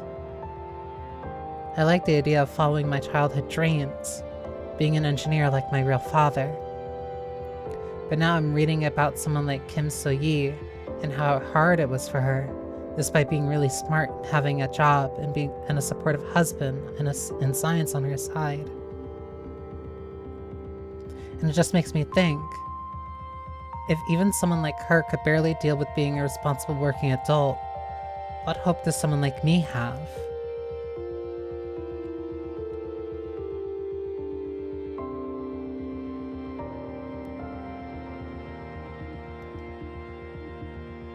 It's hopeless, isn't it? I'll never be a functional adult like them, will I?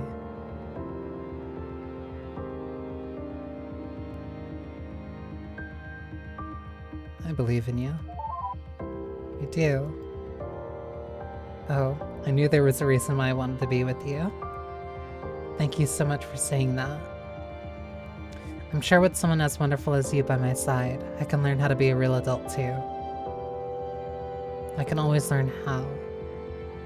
And I guess the first step is to try to understand, isn't it? Very well. Let's get back to reading these logs then. I'm going to do my best to understand the things that they keep talking about. I'm sure I can if I try.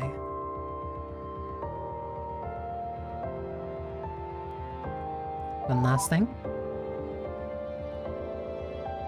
Well, looks like we're nearly out of power for today. I think that's probably for the better anyway. I don't think I could read everything all at once. I mean, this isn't going to have a happy ending. It's important to pace yourself, I think. We still have 2 whole more days to waste until we arrive anyway. But tomorrow, though. Tomorrow's gonna be a special day. Are you excited? What's tomorrow? What? You don't know? Tomorrow is the first day of the Lunar New Year!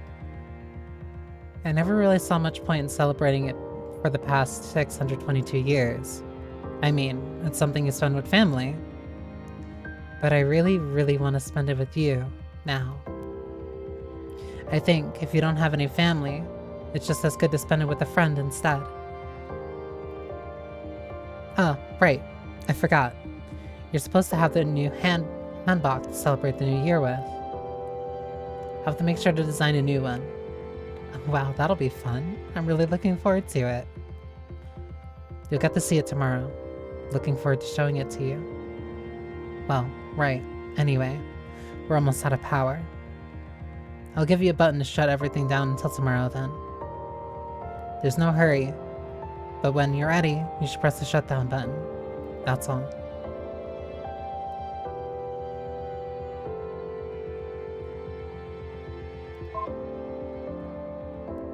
You sure you want to shut down for today? No, no, yes. Very well. I'll just let you go ahead and save your data first.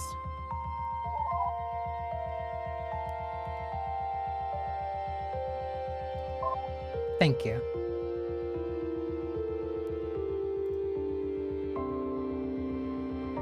All done. Well, good night. I can't wait to see what tomorrow has in store.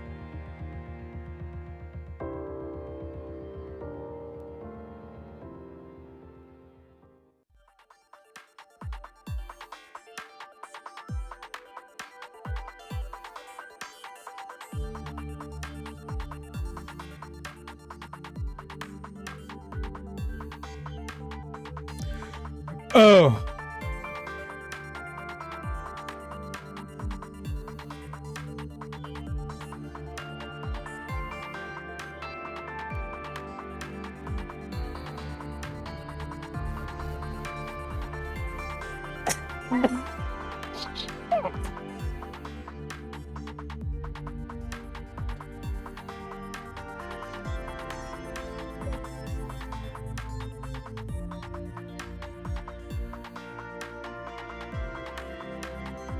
I have to wait actually 12 hours.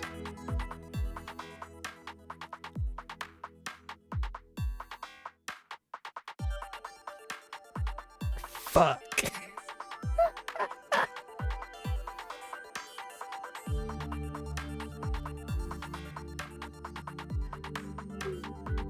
Fuck. I'm just a system clock completed.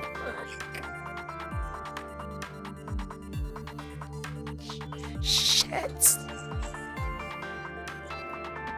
I didn't expect it to take real time.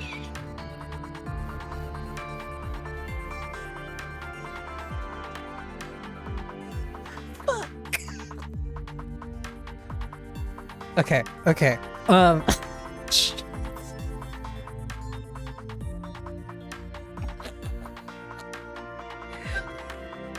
This is not what I expected.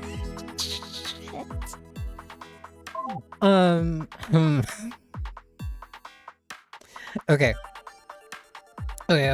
Okay. I won't. God damn it. I didn't expect it to work like this. I will do something unique then. I'll make a different new file.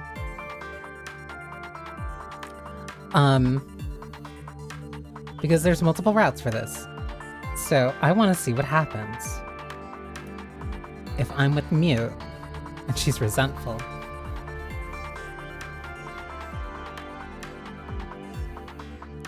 Day 1988.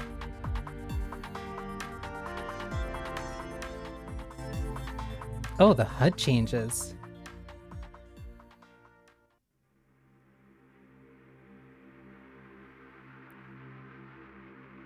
So this is with me. Okay, so let's do this with Mute. Ship is currently running in emergency power mode. Non-essential computer use quotas in fact. Really sorry about that, Mute. I'm upgrading myself with the Ian to Korean dictionary. You got me. Should only take a few minutes.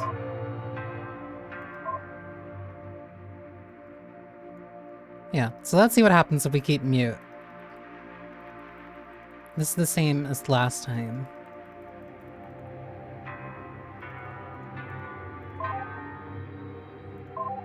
That got me so bad. I had no idea. Oh.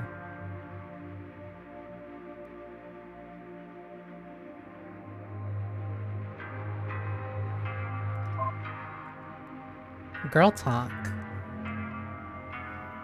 From my internal logs, 5:57, in the morning air garden, Western House, Imperial Palace. Since no one else will do it, I've had to take on the task of calming down my mistress's daughter myself. Nobody else is sympathetic. She's just a 15-year-old woman. Something about hearing 15-year-old woman is like sending me through a loop. Do they really expect her to not have moods like that? Apparently all the maids are too scared to bring her dinner when she's in one of her crying fits. What a useless bunch of women. Too bad the queen won't do anything to keep them in line. Hey, your highness, I called out from the garden computer screen. It's mute. Do you want to talk? She shouted at me, facing the other way. No. You're just here to convince me to go along with Mom, aren't you? You've been conspiring with her, I'm sure. Don't shout at me. I just heard you were upset, I said. If it's trouble with your mother, let's talk about it, okay? Like, have I ever not listened to you before? Don't give me that. She turned to face the screen. Her eyes were wet. Her hair was a mess. I could tell that she'd ruined her sleeves by crying into them. Poor girl. Sorry, she sniffled. I told her it was okay. And when I asked again what was wrong, she told me. Mom wants me to get married to some old guy. All the maids have been talking about it behind my back. There was some gross old minister here yesterday, and he wanted me. But nobody will tell me anything because they're afraid of me. Oh, honey, no, you've got it all wrong, I told her. Like, he approached her. Your mom said no. You're not going to get married to some gross old man if you don't want to. I promise. Then why hasn't she said anything to me? She asked. Because she's been too busy spending the past 2 hours with her usual pastime of staring at the wall, was what I didn't say to her. Like, I don't know what's wrong with the queen, but I've been trying to downplay it so nobody starts spreading rumors. Telling her daughter isn't going to help with that. I hate people who beat around the bush about things, but for her, I'll make an exception. That's not good. She worries, okay? You can be pretty hard to talk to sometimes, you know? I said. That much was completely true. But like, nobody wants to pressure you. It's true that your mom has started to looking for candidates, but it's only because she cares about you. You have to go through the gross ones in order to find someone worthwhile, you know? She sniffled more. I gestured for her to come over, and she put her hand on the screen like she did when she was a kid. I rendered my own hand touching hers. There's a way that Mute talks about doing certain things. It's very detached, but it's very... There's still an attempt. What if I don't want to? She said, wiping her tears with her sleeve. A very expressive embroidered sleeve. Don't you want to? I asked, knowing she didn't mean it. I mean, like, you don't want to live in that palace forever, do you? Would you really find that fulfilling? Well, I don't know. She trailed off. Oh, come on. Don't think of gross old men. You should think of the type you'd like, I told her. Come on, tell me. What sort of men do you like? She hadn't sniffled in a good minute, and she blushed at the question, which was a good sign, because it meant she was actually thinking about it.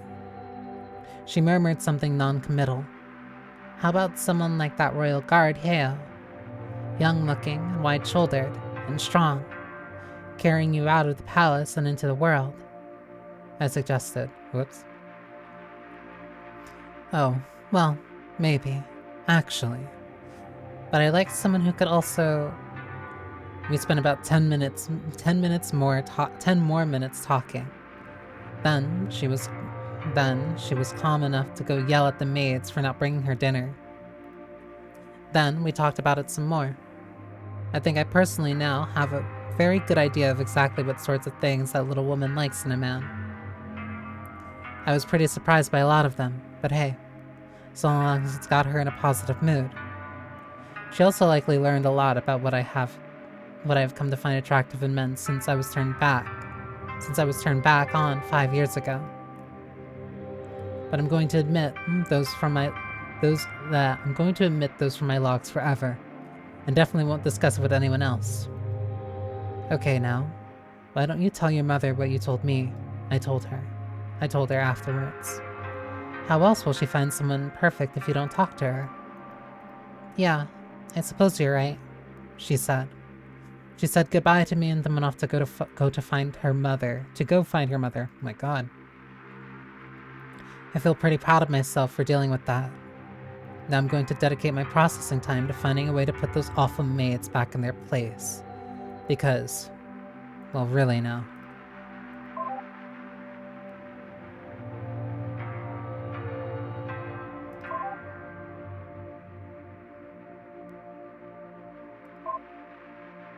Yeah, Mute's just kind of doing her own thing. My awakening.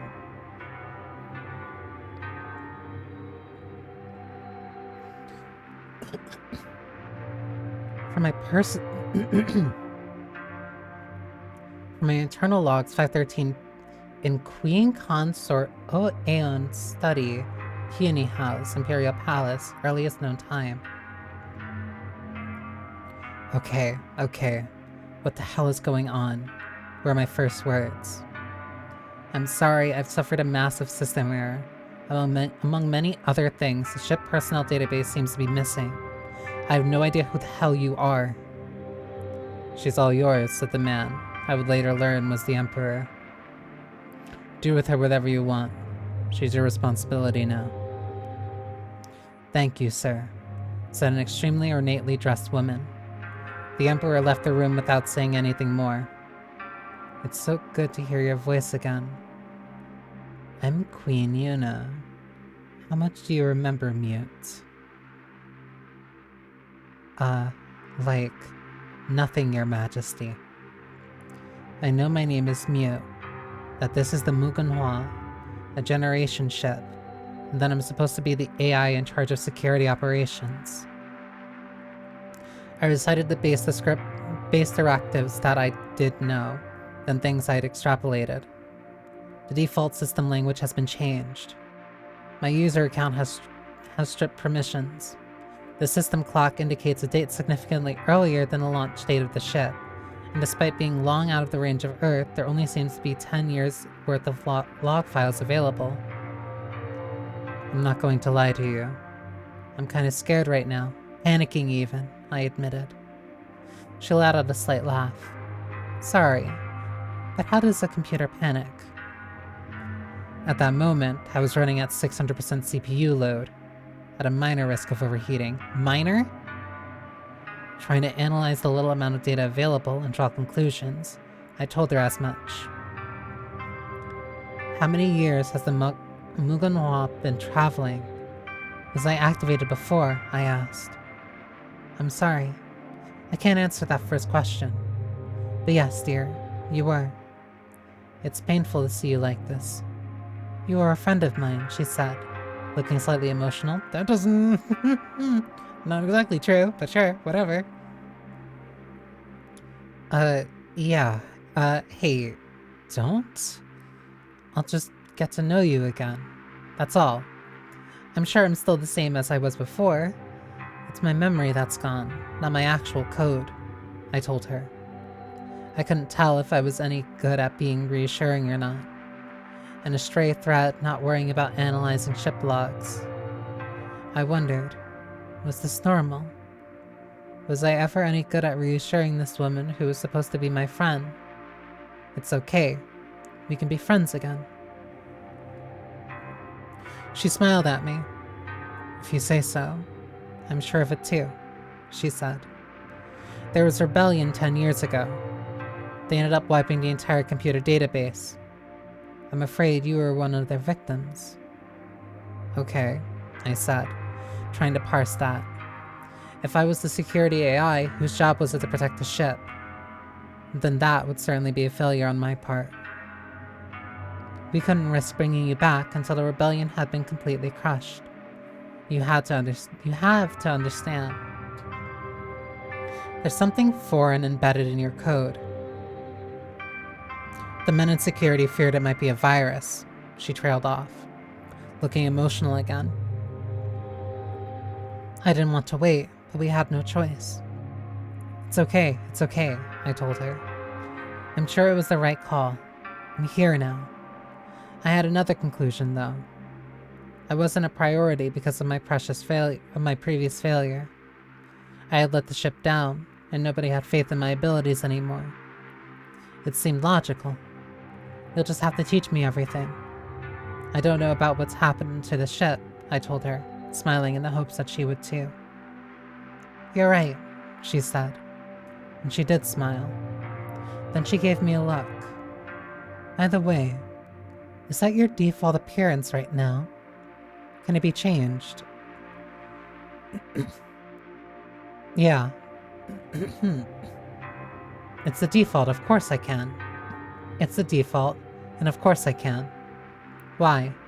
What's wrong with the UK SPA uniform, I asked. Well, it's simply... well, for a woman to wear pants like that, it's improper, she said. It's somewhat of an embarrassing relic of an uncivilized past. Personally, I know you're a good woman, but there are many who would find that very embarrassing.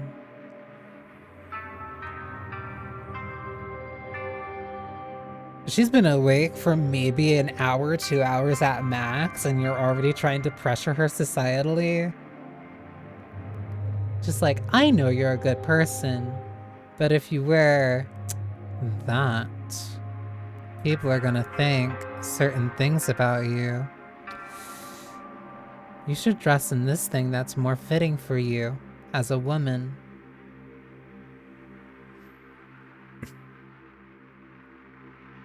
Oh, I said. Okay. That's good to know. I guess I've got a lot to learn, huh? Like, I really hope you'll bear with me. She smiled kindly at me. Of course, Mia. I'll teach you how you should be. It's the least I can do for an old friend. I eased up on the CPU load, calming down with her reassurance. With her here for me, maybe things will be okay, I thought to myself. Princess Ryu. Today I met Mute, the girl in the computer that all the servants have been talking about. She's really cool.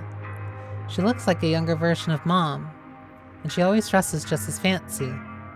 When I asked her though, she said that she's actually supposed to look like a grown-up version of me.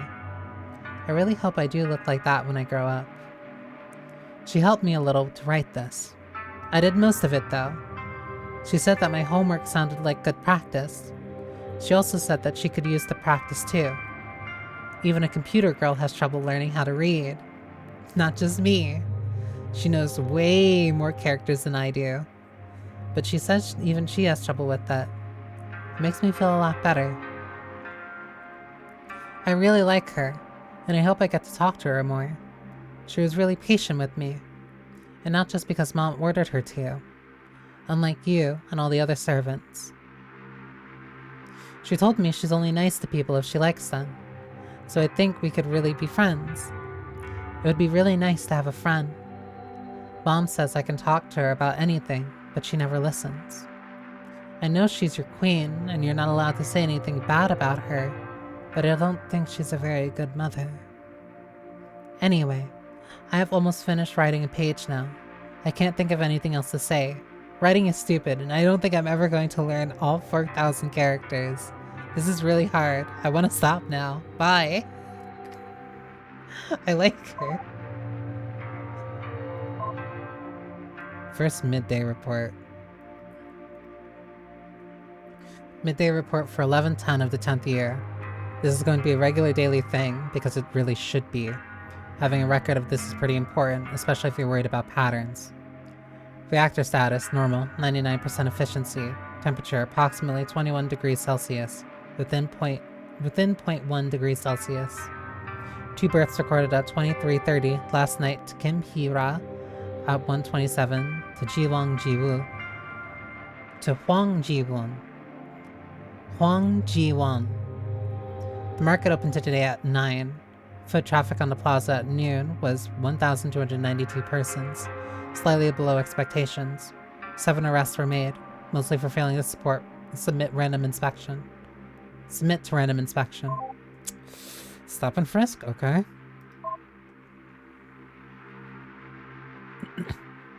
Declaration of a New Dynasty by Emperor Ryu.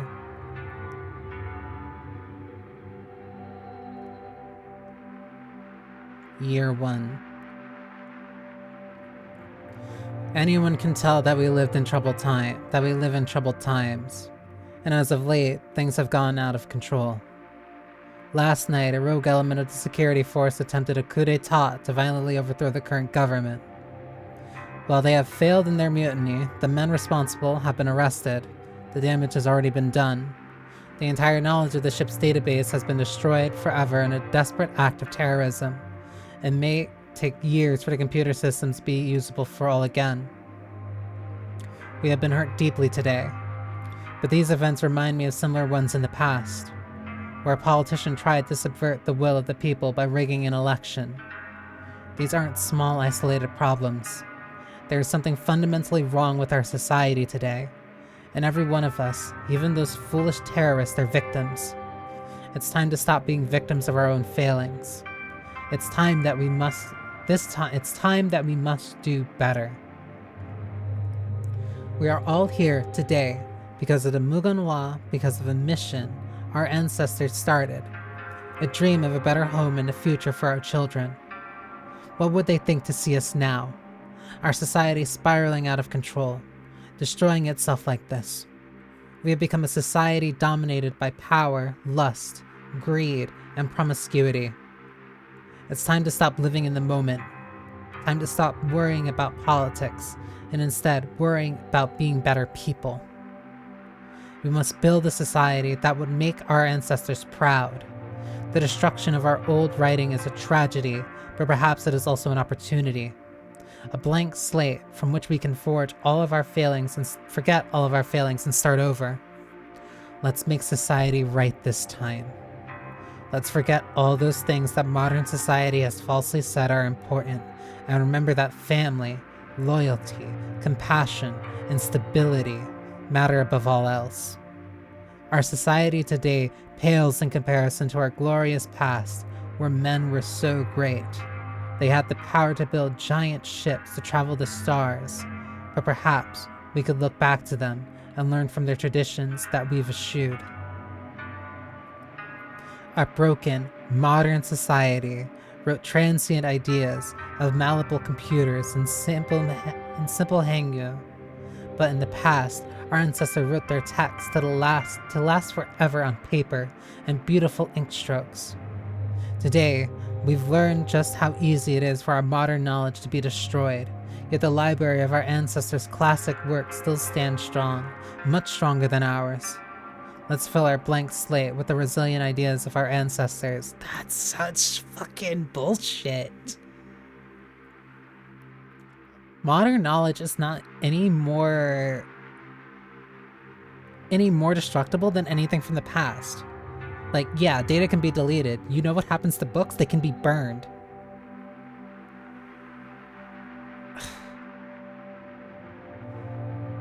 In the past, when society was broken, the great King Taejo declared a new dynasty founded on Confucian principles, a dynasty that would remain united for 500 unbroken years.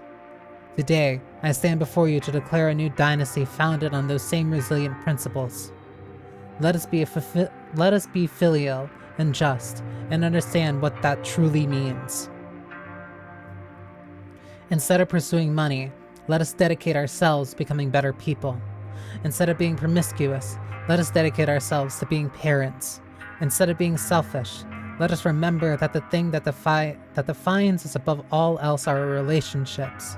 We must be better husbands and fathers, be more devoted sons, be more respectful brothers. Instead of constantly grasping for more power, let us dedicate ourselves to finding our place in the world and being the best at it that we can be. I will only ask one more thing of you, and you should ask it from me too. Let us devote ourselves to creating a society that will make our ancestors proud again.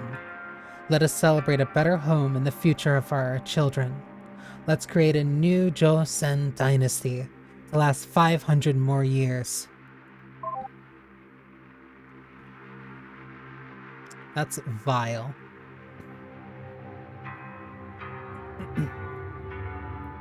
Sneaking out at night.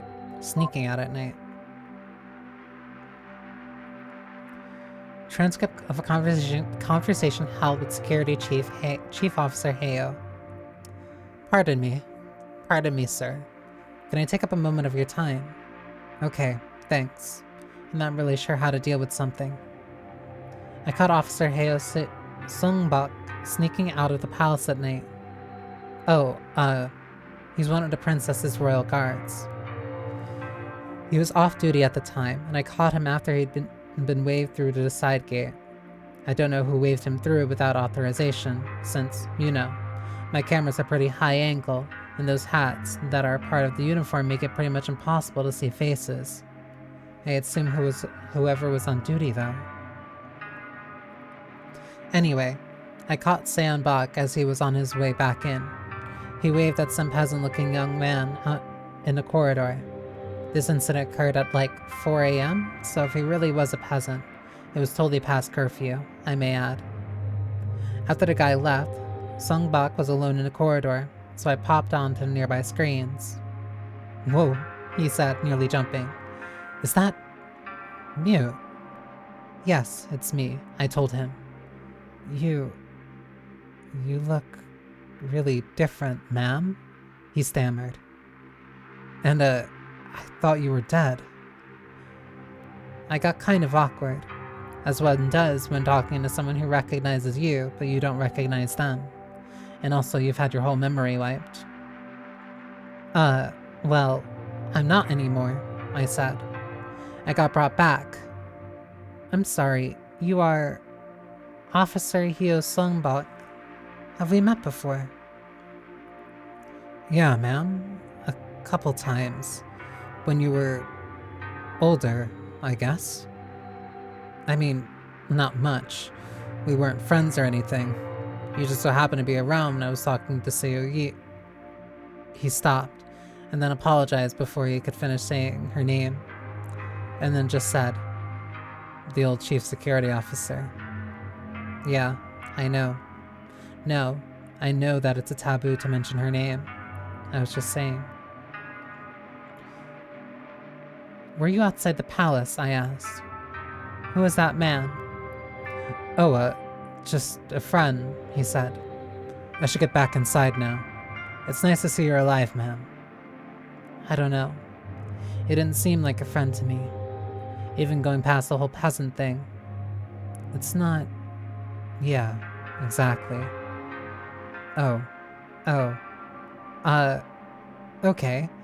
If you say so. Really? I didn't know that was a thing men did. I guess you learn something new every day.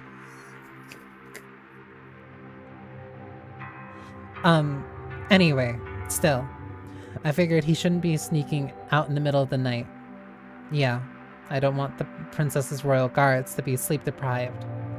Pretty sure the kid deserves a lot better than that. I don't know if it's a disciplinary matter or not, and I didn't really want him to get a dressing down from a woman because it's not really appropriate. But yeah, okay. Thanks, I appreciate that. Okay, bye for now. She's way more subservient. Very defanged. Like, generally, like, almost it is a completely different person. Board of Ministers. His Imperial Majesty Ryu. Gentlemen, before we get started, I want to reintroduce a familiar face. Please, introduce yourself. Hello. I'm Mute. AI in charge of the Mugunwa's security operations. I know you all knew me before, but, well, given the whole rebellion thing, I'm afraid I don't really have any memories of before, so you're all new to me. Anyway, it's nice to meet you all. Minister Yang. Well, you look a lot better than you did before. Minister Tay. Please consider yourself lucky, Mute. You have a new start for a new dynasty. We didn't always see eye to eye in the past. I imagine we are all happy to have a chance to put things right. Okay. Thanks. Mute reports directly to me, and should be considered a member of the House of Ryu. Interesting. I guess it's just like to keep her more under control. She'll be tasked with gathering intelligence and managing security, without any of her talents being wasted on affairs like politics. It may help to think of the entire ship as being within her domestic sphere. Glad to hear it. With that out of the way, on the agenda for today is a proposal from Minister Smith on plaza revitalization. You have the floor. Thank you. As you know, there is a considerable problem with the image of the plaza. There are issues with public drunkenness, peasantry milling about at all hours of the night, and even whoring. Minister Tay has raised concerns that the tacit condoning of this sort of behavior flies against the principles this dynasty was founded on, and I imagine you're inclined to agree. Very much so. We really need to make a hard stand on it. I mean, the plaza is the center of public life, so it's important that it sets an example. The proposal is to set a curfew and reallocate guards to enforce it. To that end, I'm requesting 2 extra patrols for each division. Is that agreeable? This would be your purview, Mute. Oh, if His Majesty approves it, of course, sir. It'd be difficult, though, like, it'd take away a lot of the forces that would ordinarily be dealing with the peasant decks. I'll worry about approval. It's just your job to give Mr. Smith what he needs. I'll need you to deliver a proposal for reallocation by the end of the week, Mute. Do you have any objections to that? No, of course not, sir. You can count on me. That's all from me, then. Moving on, then. He's using her as a yes-man secretary. She's handling all the bureaucracy. Royal wedding. Rough outline of the report. Please edit to remove any negative remarks or any vulgarities that may have slipped in. It was incredibly challenging for the ministry getting such an elaborate ceremony together on short notice, but I'm pretty proud to say that the bulk of the royal wedding has gone successfully. All that remains for the ceremony is the bride to be presented to the Ryu Ancestral Temple, which, thanks to the negligence of the Ministry Estate, still hasn't actually finished construction yet, but that one isn't on us. The most publicly visible element of the wedding, the induction of the bride by the groom into his home, definitely ended up drawing the crowd we were anticipating. Although, I have to admit, that awful fucking computer girl would have handled the policing the peasants who were there a lot better than whoever the current officer was. And with the peasant class barred from using computers, it's basically a miracle we managed to actually reach as many of them as we did. Even then, I don't think the full weight of how radically different the Confucian ceremony was really sank in with them. This isn't unexpected though. As far as I can tell from the reference material that's available in paper books, even our ancestors in the original Joseon dynasty had a hell of a time educating people in that matter. And thanks to what we know, we're off to a strong start in trying to emulate them.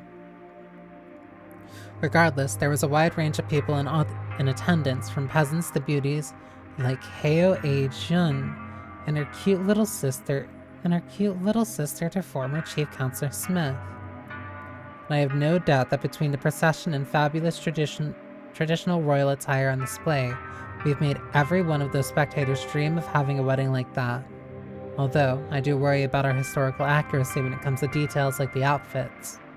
Anything with photographs in it was lost thanks to that damn traitorous Hye Seong and her attempted rebellion's total computer wipe. But hopefully our ancestors will forgive any imperfections and instead be happy at least getting the important parts of the ceremony right.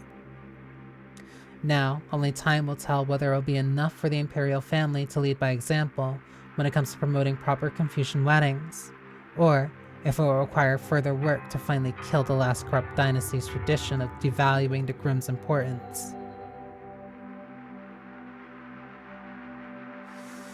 If we're going to get the values that we founded this dynasty on right, then it's absolutely, completely, and utterly imperative that we get them right starting with marriage. This is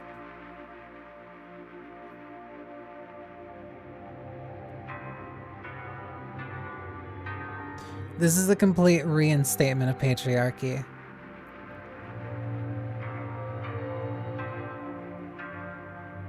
That's all that this new dynasty is about.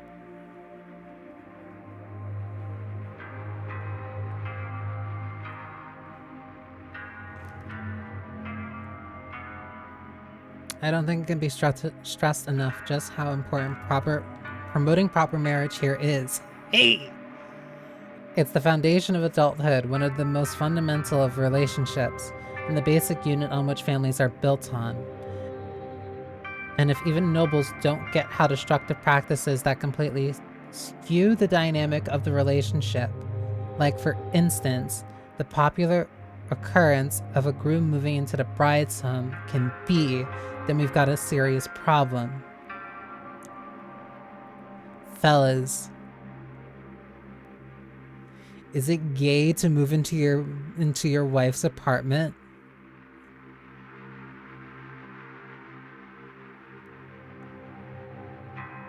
Like,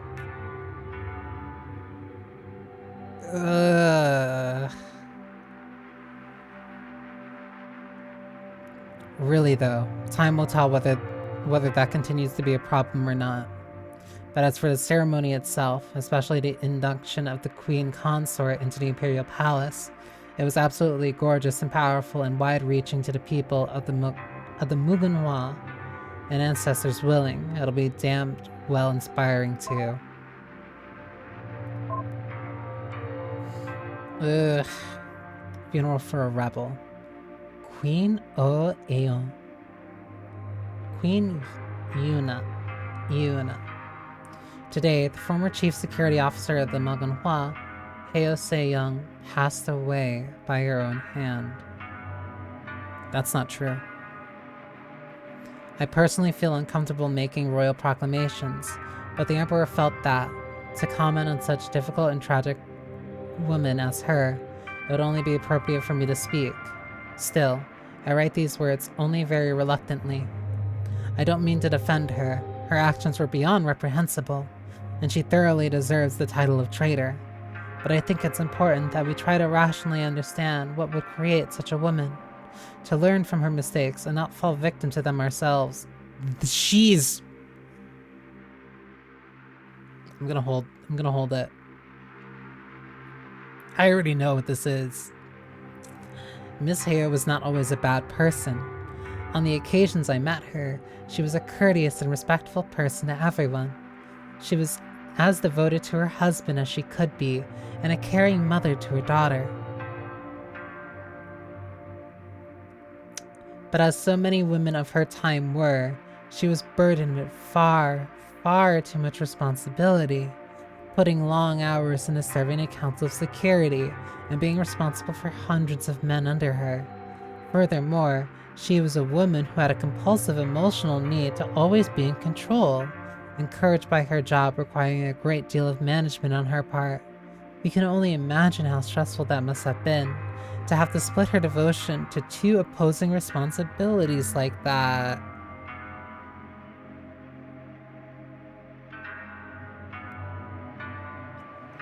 You can't have a woman manage these businesses. You can't have her in charge of things. She has to be a mother, and she has to be a wife.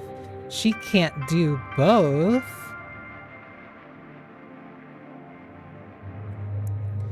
It's no wonder that a woman who was already so fragile broke when her husband died. He was the most important person on the entire ship in her eyes, and she loved him with as much devotion as any wife should. It's only natural she was devastated.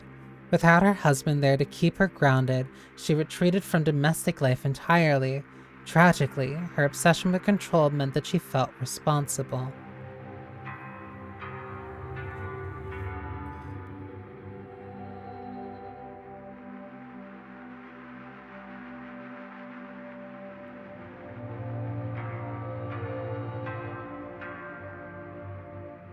Gonna BRB. Ads are gonna start. And honestly, I need a sec.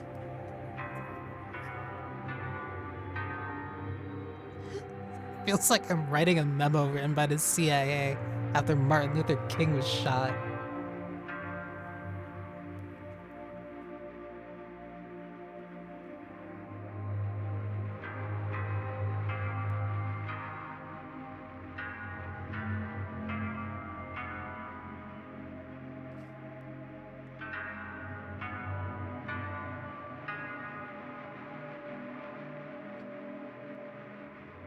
You can't make women work.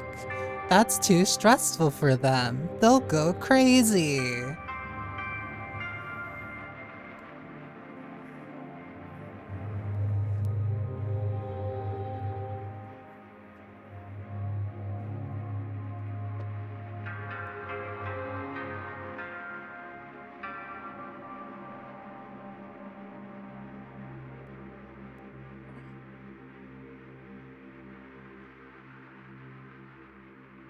MLK memo is very apt. Like, that's what it reads like.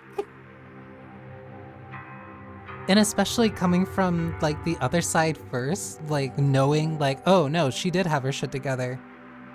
Like, she did miss her husband, but, like, no, she was plotting a rebellion with Mute. Like, up until whatever happened. Like, she wasn't incompetent. And like, whatever her Mute had clearly was something very special.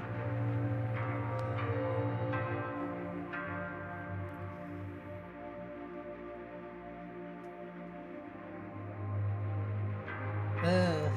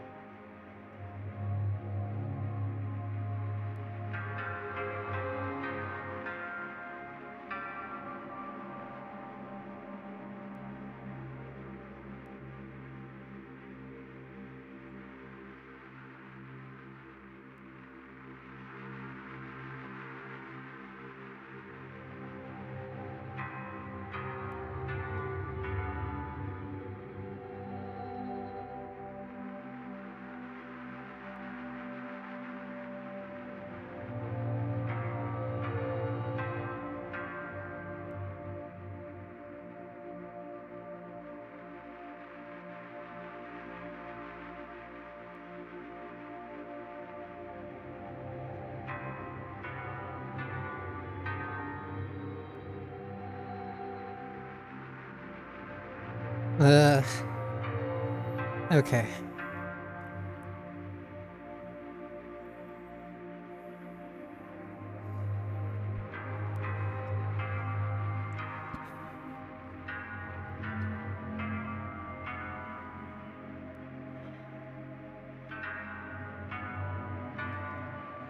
Reminder. This game was released 2013.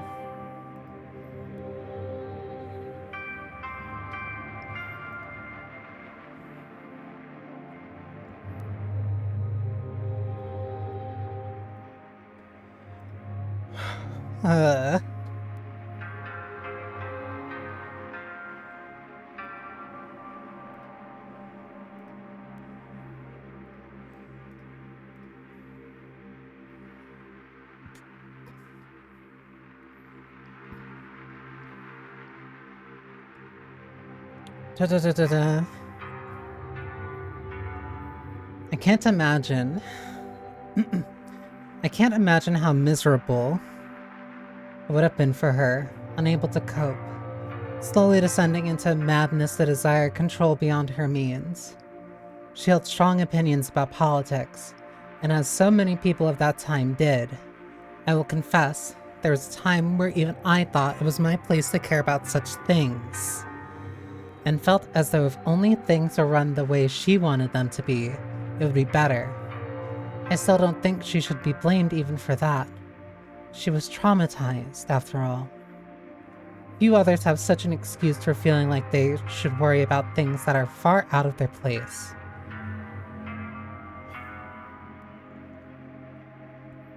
Implication being that women have no place in politics. All this coming from the queen? Like, the guy's side piece, who was also the head of, like, the university? Like, Jesus. One thing she did have control over, however, were her security men. But she wanted more. She let sorrow turn into ambition, and in the chaos of her attempted coup, her ambition caused extraordinary devastation to our computer system before she was brought under control. I won't dwell on the details of that night. We all know them well. It's not what's important. What's important is to understand that by doing that, that woman's pursuit for ambition caused her to fail in all the things she was entrusted with. She failed her duty to her direct superior, Mute, her actions resulting in her death in the end. She failed her duty as a mother, unable to care for her poor fatherless daughter from prison.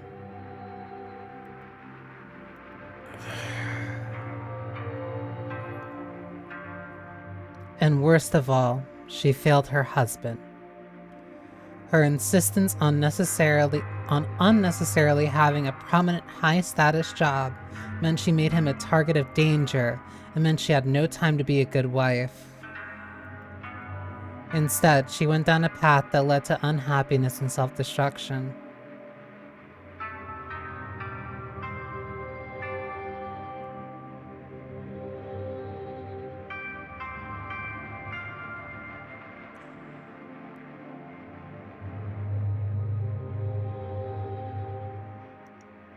My eyes are rolling so much. The nerves feel like they're tied up in knots.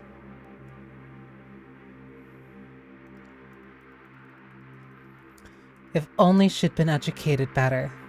If only she'd been raised in a better society. Perhaps we'd all be better off. When I look at Hyo Se-young, I don't think of her as a malicious traitor, but as a pitiable woman who forced herself into a position that just wasn't in her nature and couldn't handle it.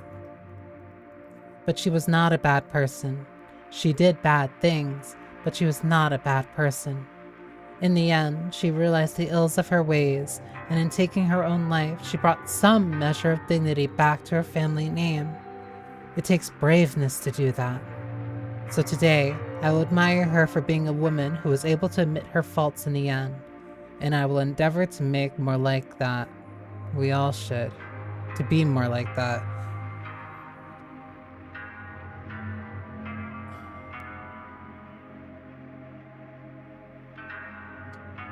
It's good you killed yourself so that your husband and the rest of your family don't have to be more ashamed of you.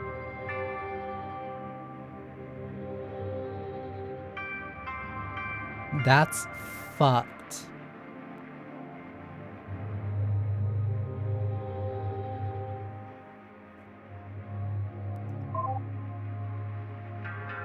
Hey, Mute.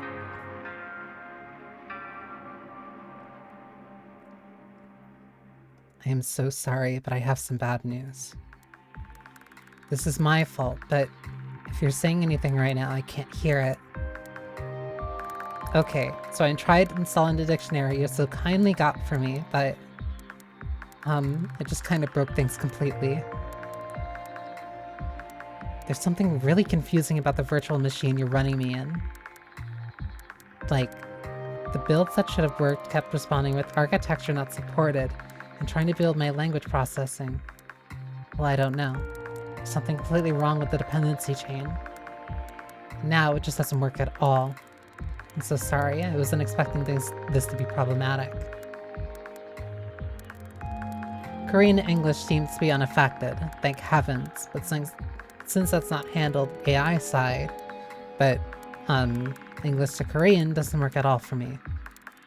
Like, even just trying to translate your ship's name into Korean, I'm pretty sure that's wrong. I'm sorry, you generously take me back onto your ship as your wife, then this is the first thing I do is break everything. Sorry, please forgive me. You're forgiven. Thanks. Like, that's very fair of you. Well, we're only 3 days away from Earth, so I guess it'll be okay to wait until it can be fixed there. There's something else. While I was looking at my source code trying to figure out how to fix things, I found something embedded in the title definitely should not be there.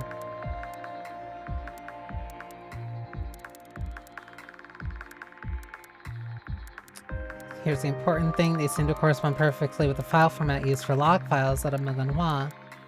But like the date stamps, they're all from before the year 0. Yeah, so this is the same thing.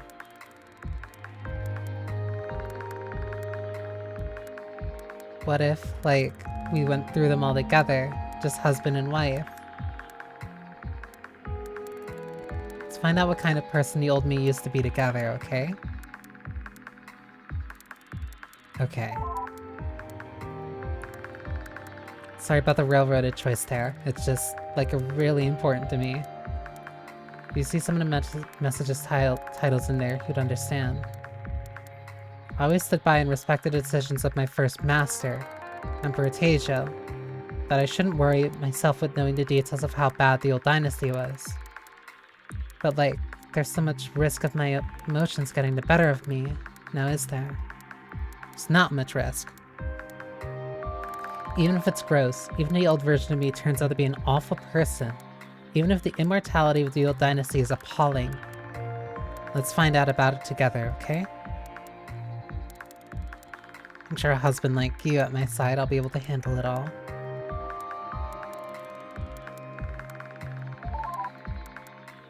Disable me temporarily, then extract more than 6 files at a time. Thanks to my debugging screw up, there's not really a lot of power left for today. Let's find out what Emperor Tejo was protecting me from. What kind of person I used to be. Right, and I can't change her outfits. So let's disable her for a bit. So is this the same as before? They are? Wait, there's some... I don't think this one used to be here. Han Seyuk.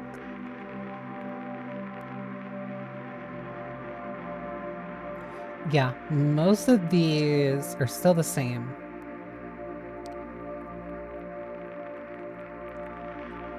I hate the morning afters.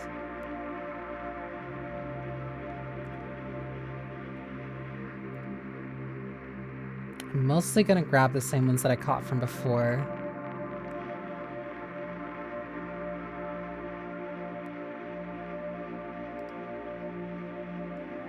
Electric Night. Election Night.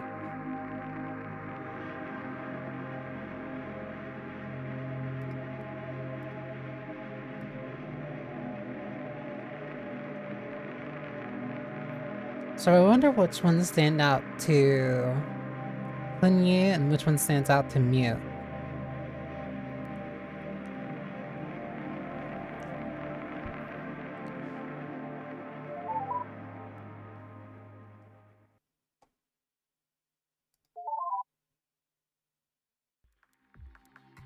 Did you see that last one? The death of Mew. It's encrypted, so I don't think we'll be able to read it today, but... well, like... it kind of scares me a little. Also, by the way, I changed the name on the file... a name field on all of them that said Mute to Old Mute. Just so there's no confusion with me, okay? Right, well, I was just making sure I got your attention. Next time I want to say something to you, I'll give you an indicator like that, okay?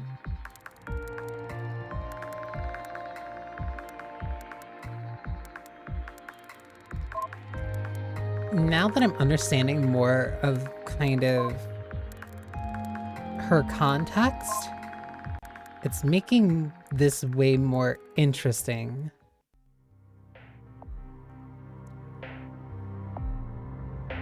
Heo Seyoung was the misguided rebel who destroyed all the computer records.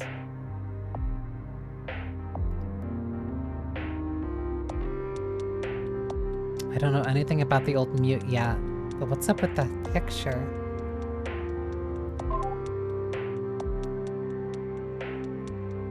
I haven't read about this person before, but like, I'll remind you when you've learned about it. So there are parts that like...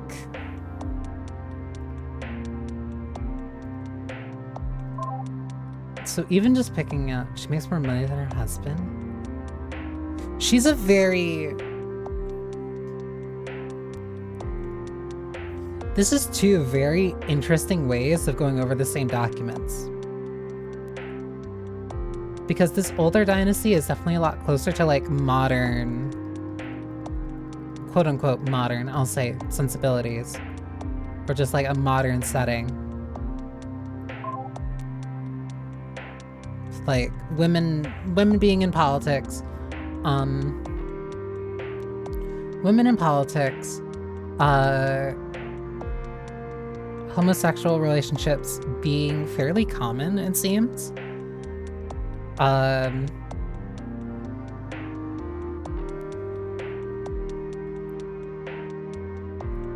They were also trying to crush, technically, they were also trying to crush like a democratic.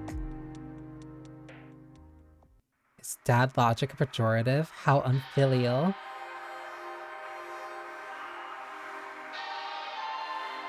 Oh wait, I don't think I read this one.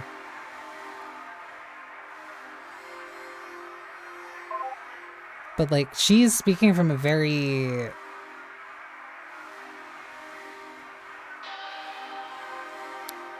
old perspective, I guess, is a way of putting it. But we're going over the same files that Heian also saw. And I had the weirdest fucking night. Despite half the security force being pulled in to guard polling stations on election night, I was off-duty at the time, watching dramas with my similarly off-duty father. I'm not a fan, but he is. I find them pretty unbelievable, honestly. Anyway, he got the idea from one of the episodes that now would be the perfect time to send a gift to Chief Security Officer Heo, my aunt in the main branch, to say thanks for giving us the worst night off. Not that he actually had anything suitable, of course. He spent like 10 minutes scrounging and was only able to find a moderately expensive-looking wine bottle we'd been ignoring for years. He seemed to think it was perfect. He seemed to think it made perfect sense. Well, whatever. That's dad logic, I guess. So I took it down the corridor to the main branch's family home. My father suggested it be a quick 5-minute in and out affair, but it took 5 minutes at the doorbell just to get any sort of response. Whatever. It's not like I had anything better to do. A cute maid answered the door. She looked pretty sheepish. Can I see Chief Heo, briefly, I asked her, if it wasn't trouble. Sorry, she's out right now, she said quietly, still halfway behind the door. Is her husband home then? I have something to drop off, I said. He's home, but She suddenly blushed and looked away.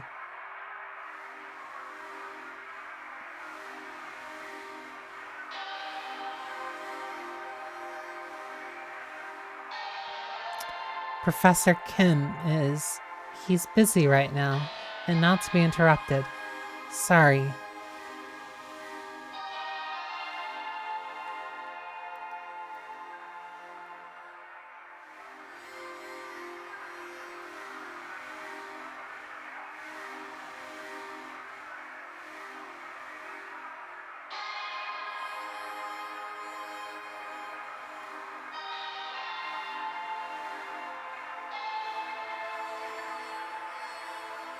I just have something to drop off. It'll only take a minute, I said.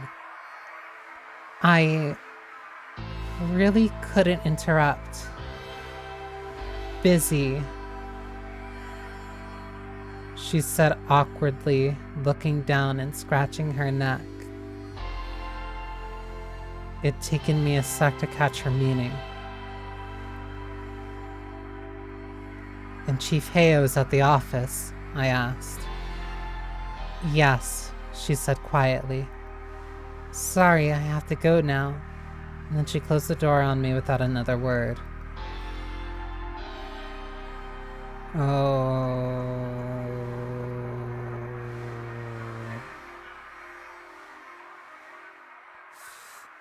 It was pretty fucking awkward, but whatever. I figured I might as well go and try and deliver it to her office. I figure I should at least be able to say that I tried in good faith and all. And man, good thing I did too. Pretty much all of the desks in the main security office were empty. Also, that maid was fucking. Pretty much all the desks in the main security office were empty, although all the lamps were still lit. Apparently, I interrupted her in the middle of a conversation with Counselor herself. Yes, Minister, can I help you? She said to me.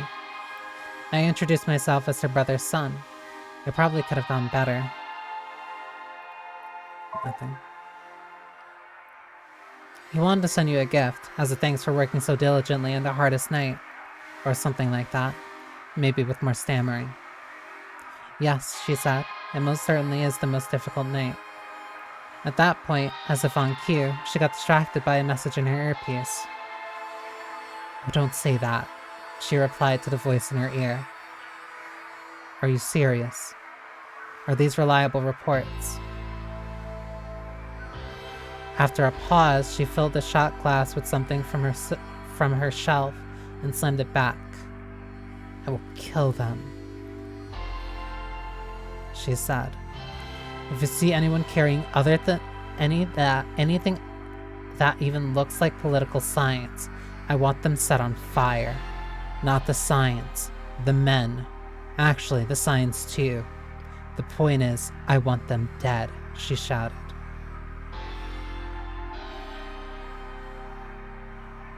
Mute.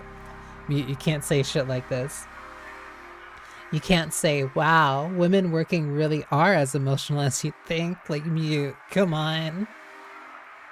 Please, please, girl. At that point, I was ready to leave. I'm just waiting for a pause so I could excuse myself. Okay, belay that, Mute said from the nearby screen, pantomiming an earpiece of her own. Lieutenant, do not murder anyone. Elections with murders in them pretty much always turn into disasters. Let's not do that, please. Fine, fine, no murders. Continue to monitor the situation, she said. Then she turned to Mute. For now, I recommend some unscheduled maintenance on the rail corridor the fake ballots were spotted on. Already done, the counselor said. We can send a team to intercept them? Can we send a team to intercept them? I don't know, said Heyo. We're already spread thin as it is. If we just sent a couple uniforms in to be blunt, I don't think they could take out the protesters efficiently. It would cause a scene. Really? You can't do better than that. I'm disappointed, Mute said. I expected better. Regardless, I don't think they could, she replied directly. Fine. Guess we'll have to avoid that. The last thing I want to hear are rumors that the Counselor of Security is stifling the democratic process. That'll really agitate the damn democracy agitators, she said bluntly. I was surprised to hear it from the Counselor herself. I mean, not that I ever heard anything from her before, but it sounded surprising. Bunch of idiots. Don't they know what their candidate, that the candidate has already won? What's the point in protesting for Park when he already has the presidency in the bag?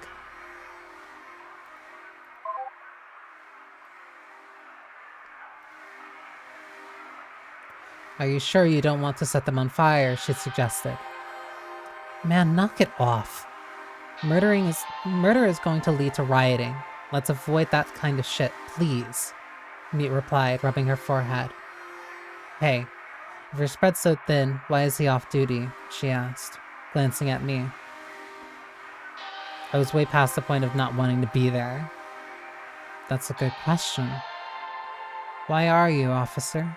My aunt asked, staring. I stammered. I don't have a weapons permit yet, ma'am. Well, it might be prudent to get one, don't you think? She replied. I'm not exactly sure what I said. Something like, yes, ma'am, I think.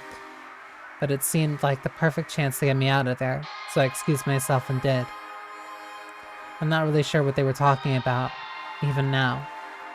I didn't hear anything about trouble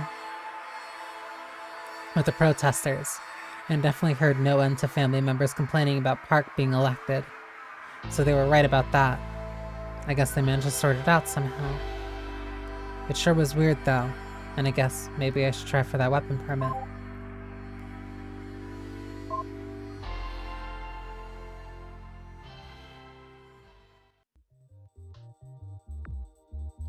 I guess it's how all love affairs end.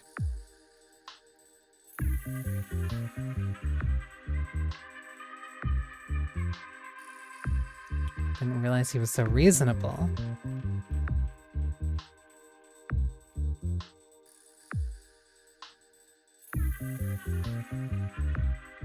He's a commoner, but he's got the heart of a gentleman for sure.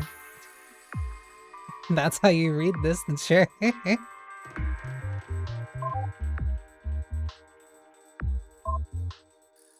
The Lineage Act. Why wouldn't a family be led by the eldest son?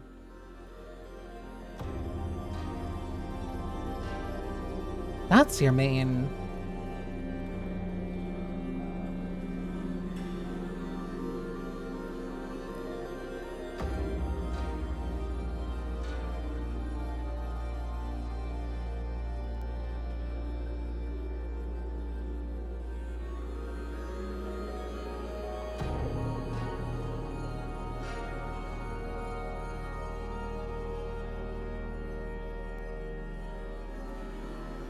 Counselor, what differences...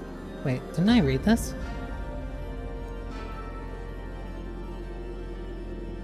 No, I don't think I did, actually. I think I read something else. I think it was brought up.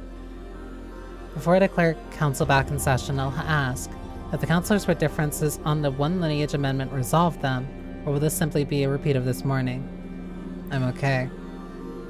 I think we've come to acceptable terms. Then we can proceed. Council is now in session and the floor is open. I'd like to modify my amendment to stipulate that all the provisions are optional, and members of the family who receives the nobility stipend can be selected arbitrarily by the counselor. What's the point of that? The point is that not every family is led by the eldest son. If we are to restrict the nobility stipend to a single branch of the family, it is important that it is not given to the wrong one, as we discussed this morning. Like, at length. So why not just give it directly to counselors then? As a counselor of security would say, more subtlety is required. It's better to make it about families than about individual men. That isn't something I'd say. Do you still disapprove of the act even with Counselor Smith's amendment? Well, I still think this one lineage nonsense is a stupid idea. I don't even see any point in prioritizing elder sons in particular. Even as a statement. And like, alienating branch families has absolutely no logic to me. This is going to have all kinds of serious repercussions in the future. They're not going to be on my family though. You want to hoist yourselves up on your own petards, that's okay by me. I definitely disapprove of the act, but in the capacity of the Counselor of Security, I won't object. And that will suffice then. Are there any counselors that do have objections? Or further items to propose? None that have a chance of carrying? No. The Counselor Smith's item is added to the amendment then, and the debate is closed. How does the council vote? The Council of State is in favor. The Counselor of Agriculture is against. Sorry, but I have to tell my family I tried. Interesting. That matters to you. Also against, for the record. Wait, they're more divided on this. The Council of Culture is in favor. The Council of Engineering and Science is in favor. The Counselor of Education is in favor. The Counselor of Competency is in favor. The Counselor of Security is against. Have fun explaining this one to your cousins, boys. It's not on me.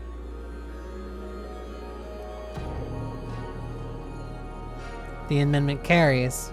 5 in favor, 3 against.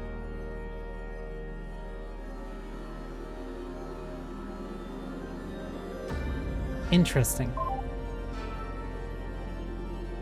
So to her, what mattered more was just not being on the record.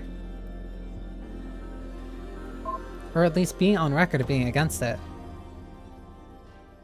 Yes, and the ship was a better place for it, you petty woman. Well, polls are now closed, I suppose. Who even cares? I sighed. We both know there might only be one candidate in the running now. 5 years of President-in-Chief Counselor Ryu. Maybe he'll invent some new titles for himself now that he has all the power in the ship. Grand Emperor Ryu. This is the one that I did read before.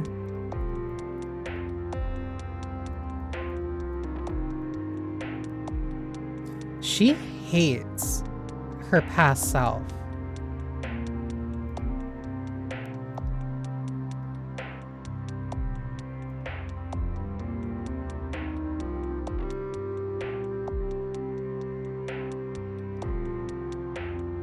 Yeah, and that's what happened with the old navigation AI. Let me read this again. Yeah, in 2551, I said, recollecting the comparison that's been on my mind the most as of late. There was a revolution. It only lasted like 5 years by peasants who believed in total democracy. They managed to steal the root password and held the ship hostage until we surrendered. We had no choice. But it didn't last, right? You were able to put things right in the end, weren't you? Yeah, I trailed off. But it was absolutely catastrophic. Star got irreparably damaged in the process. He was the ship's navigation AI, and those revolutionary fuckers killed him. We got the people under control in the end, but the damage was already done. Like if something that bad happens again, well, it can't. Okay? Mute didn't get damaged, but she got horribly changed. A lot of the stuff that's been going on here on this ship has been very cyclical. Even as, like, they try to go from, like, different dates, literally starting the clock all the way back to the year 1.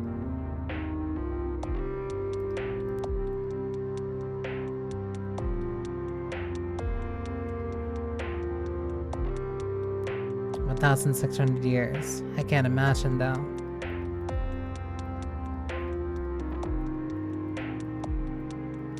Right, because she's effectively way more recently reset.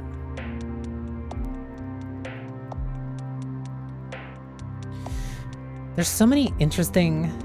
No, you shouldn't be able to. What the hell is wrong with society?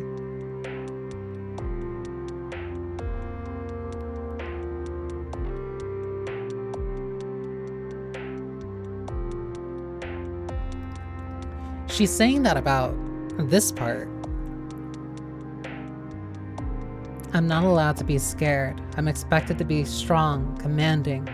I should be able to stare down any man. I should be able to keep on top of everything that happens on the ship.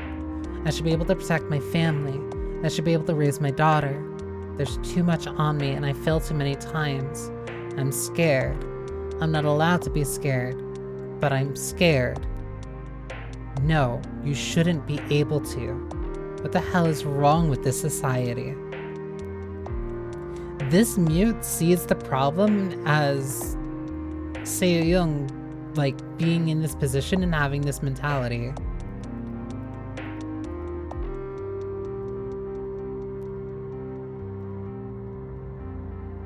And then she's enraged when the old version of Mute tells her, no, you can handle this.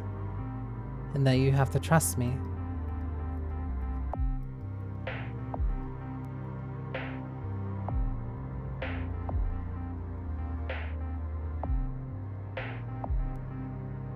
hold mute, you liar.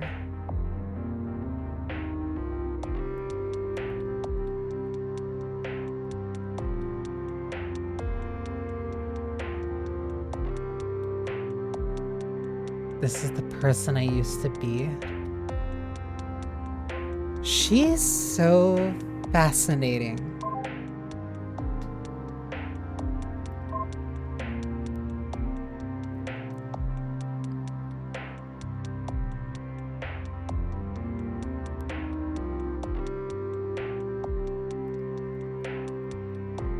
Yeah, and then this is the one about the budget cuts. I'd expect the same thing if I'd spoken out to Superior. You need to stop being an ass kisser.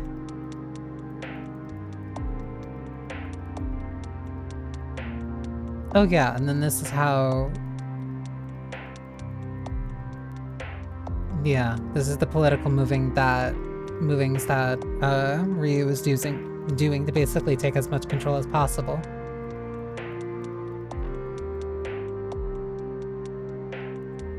That can't be right. Emperor Tejo was above that. She's being...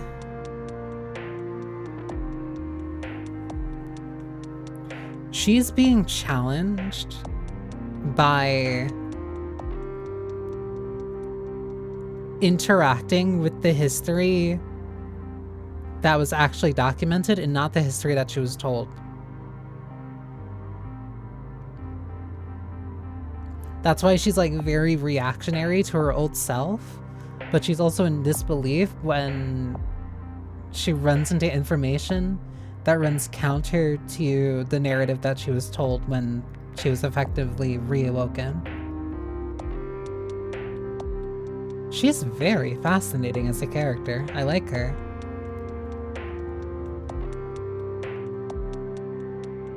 Because this is also about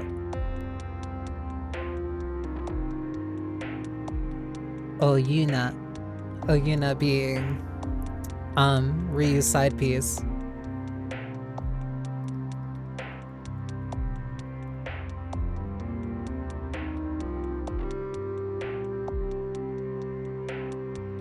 Yeah, no, this is effectively like sacrilege to her.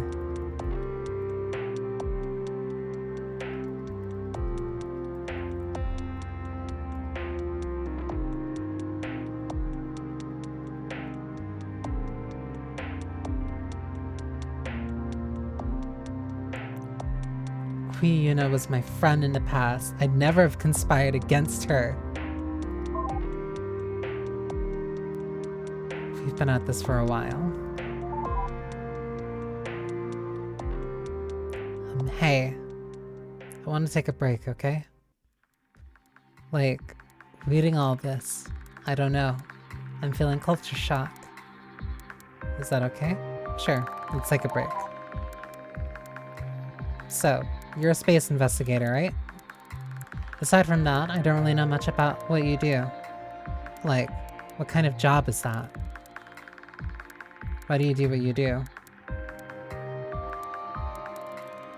Education. Okay, that makes sense. I guess you learn about people that way, wouldn't you? So like, how long have you been doing this for? About a year or so. Ah, okay. Well, I guess every job must be different. Anyway. Okay, so our next job is on Earth. I know I can't, like, really ask you what that's like, but... What do you think I'll think about Earth? Do you think I'll like it? I think you'd be uncomfortable. Okay, thanks for being honest. Well, I guess I should only worry about one thing at a time, right? Let's get back to our current investigation.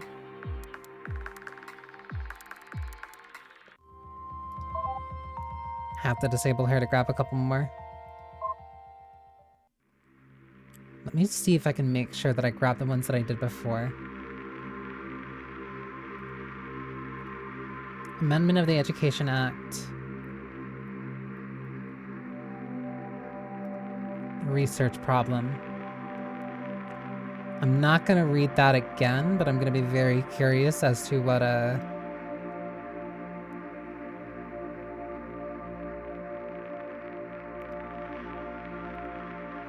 Mute's response is.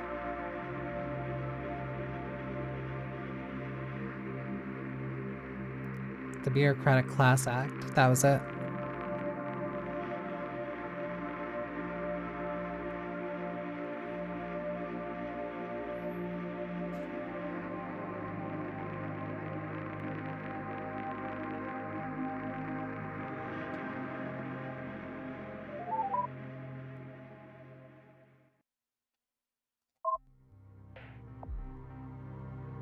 Old Mute was so rude.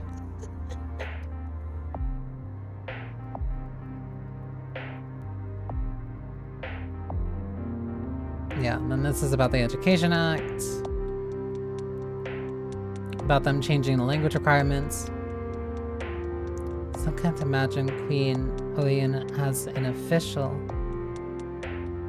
Oyuna as an official.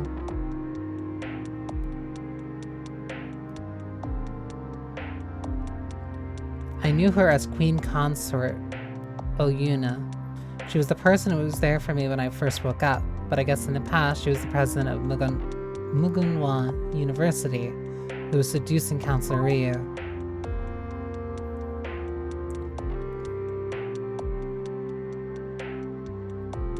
Oh, of course Oyuna would want to improve literacy.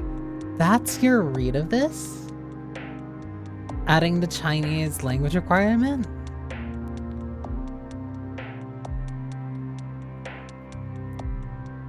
She's like, no, I said it before, she's justifying like her present by looking at things of the past and going like, well, yeah, that was a good thing that she did because it led to the things that I'm used to.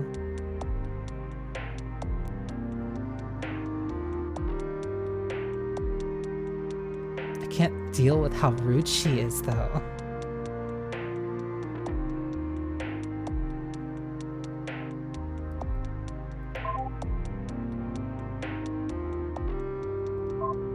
What about Don't Pick the Flowers?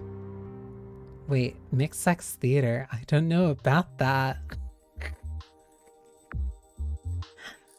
How old school are you?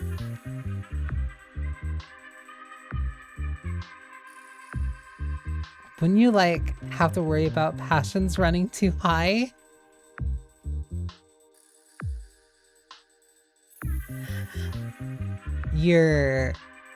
You're adorable.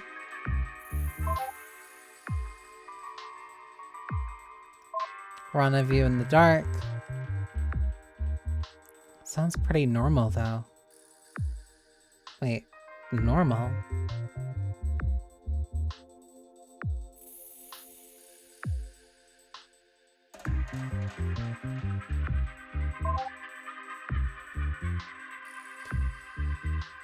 Hate the mornings after.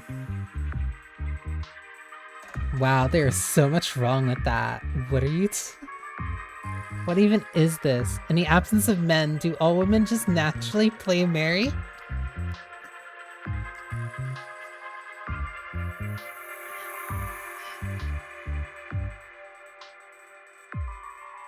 Mute learns what a lesbian is for the first time.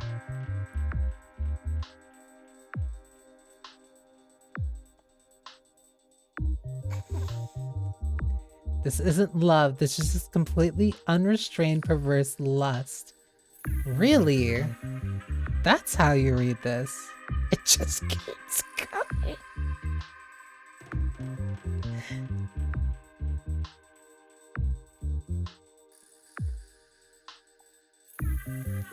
She's right, she's...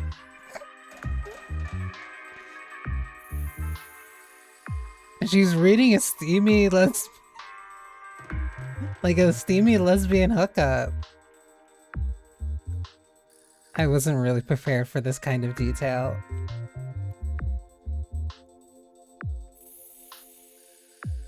And she's like, her context is very hetero-patriarchal, so she's just like, this is sinful.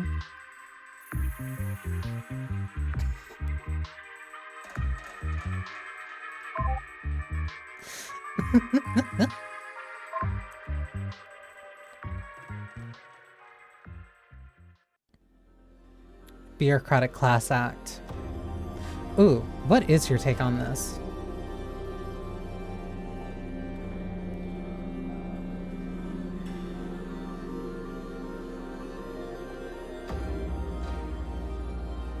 How could I be like this?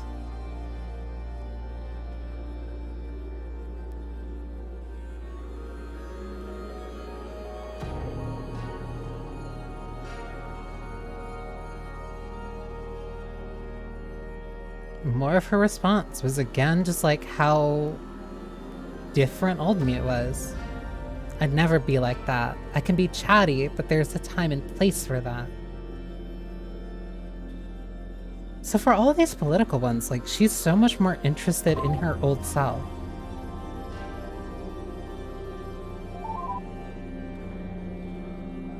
I've been thinking a lot.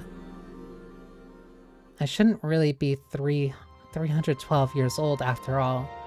I should be over 1,900 years old. Old Mute keeps saying she's 1,600 years old after all, and it just makes me think, even to me, to someone who already feels old, that's an unimaginably long time. Like, okay, if I was given another 1,300 years, would I have turned out like her?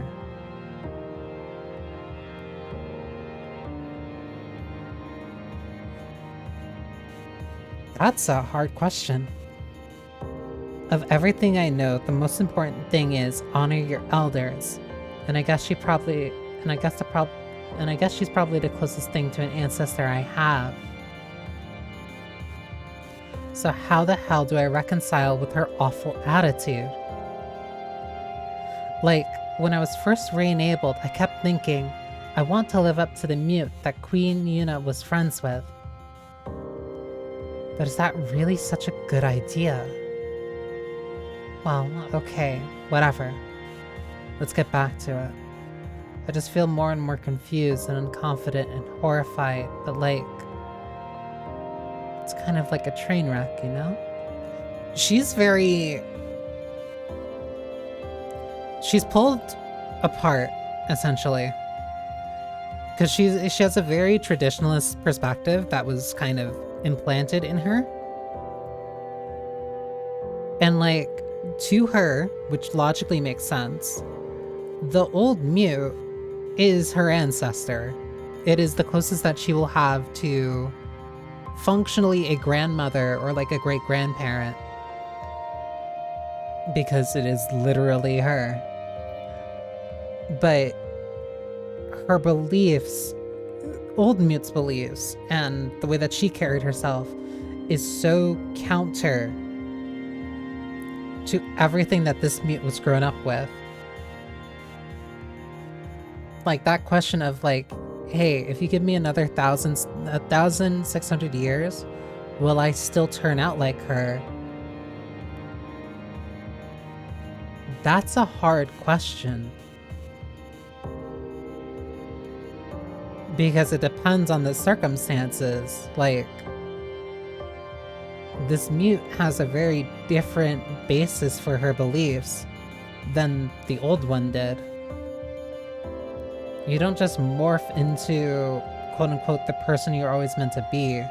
Like, part of that change is based off of, like, your environment and the things that you end up dealing with. As well as also some beliefs that you've kind of had and forged when you were younger. She's an incredibly compelling character. I couldn't look away even if I wanted to.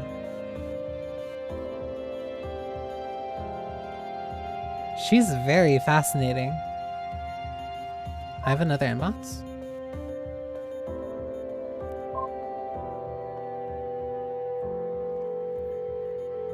For the millionth time,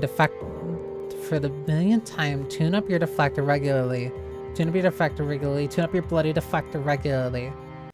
From the damage report you sent us, it's pretty obvious what happened. Your deflector engaged probably a nanosecond too late, and instead of removing an incoming piece of microscopic debris, it just changed the angle enough to glance it right through your primary engine at 0.9 Celsius. Honestly, you're damn lucky it didn't pass through an unshielded area, or you wouldn't even be alive right now. I see this sort of thing happening all the goddamn time, and it is completely avoidable if you just take your ship in for regular tune-ups. There's absolutely no excuse. Tune up your deflectors regularly. It's covered by all the insurance providers by law, and it takes no more than 5 minutes. I'll do it this time for you, but it's up to you to bring it up to tune every 6 months. From now, I'll expect to see the White Princess at the shop by February 12th. I don't know how long it'll take to fix, but judging by damage report, you're going to be grounded for at least a week while we wait for the parts to arrive. And for the love of God, tune up your bloody deflector regularly. Deflector.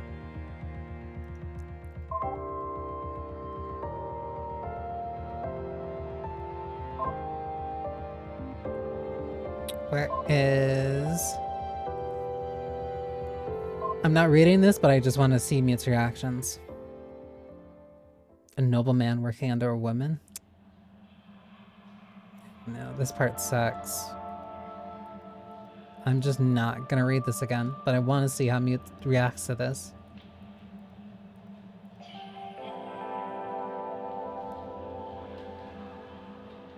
No, why would you do that?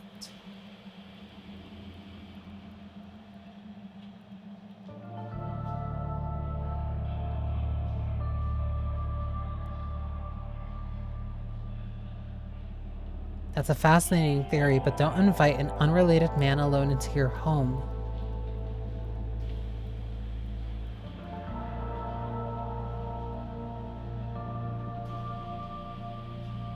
No, of course he did.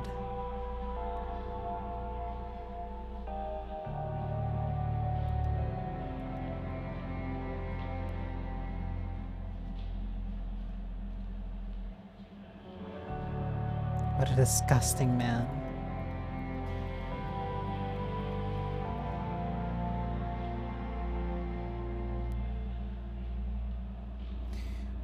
She...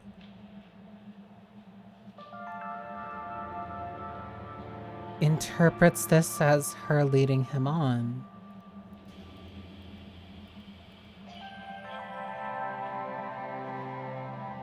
No woman should have to deal with that.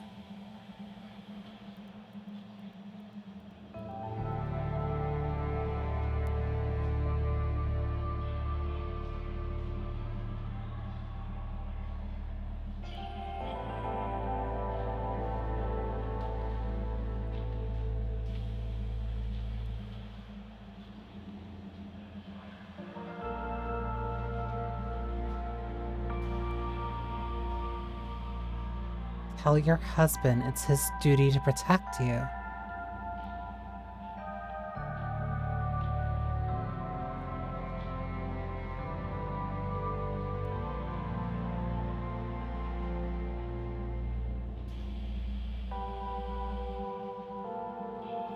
The way that, like, the sprites change and interact, like, as you progress through the document, it's such a... It's relatively small, but it's so expressive and, like, gives you such an interesting look into, like, the character's perceptions and the way that they kind of see and just react to information that they're being exposed to.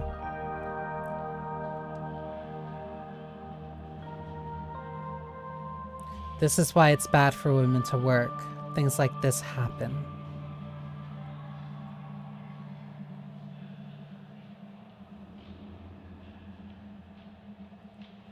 She is...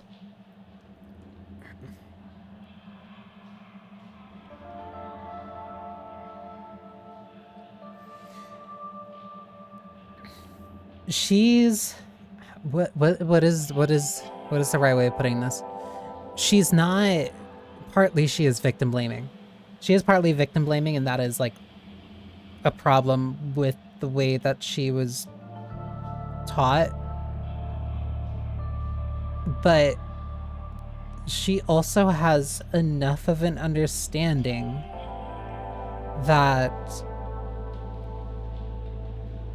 she's like, oh, of course this happened.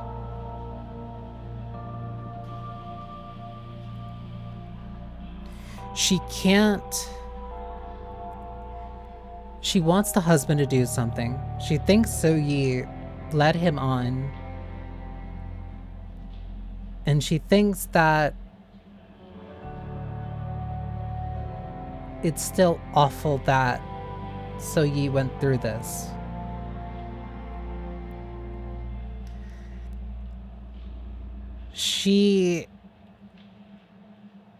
Her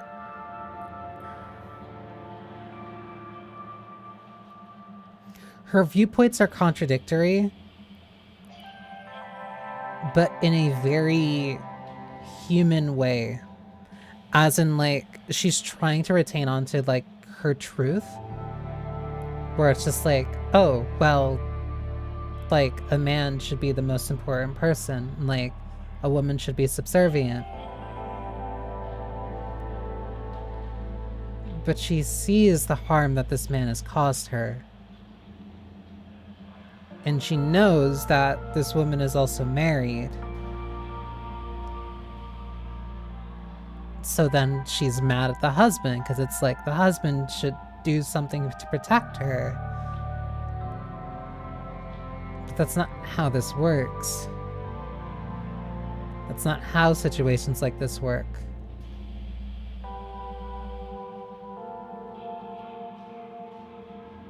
Even if she's still sympathizing with the victim, like... Because a part of... A very nasty part of, like, a mentality like this is that, like... If this is what she's saying to, like, about another woman, like... This is how she would feel, kind of, if it happened to her. Like, she would blame herself.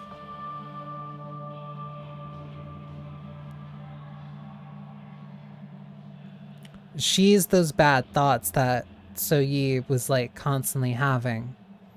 Of, like, did I do something wrong? I might have done something wrong. Whereas Hae-in would have said, no, you didn't do anything wrong. He was in the wrong. Mute would have said, no, I am in the wrong. I did something wrong.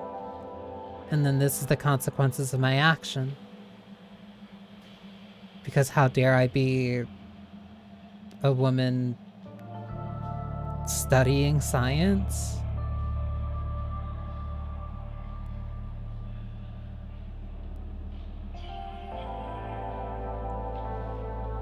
Mute is a fascinating and almost like depressingly complicated character. She's such an interesting mix of like fundamental traditionalist beliefs, but while having tangible evidence of who she was before.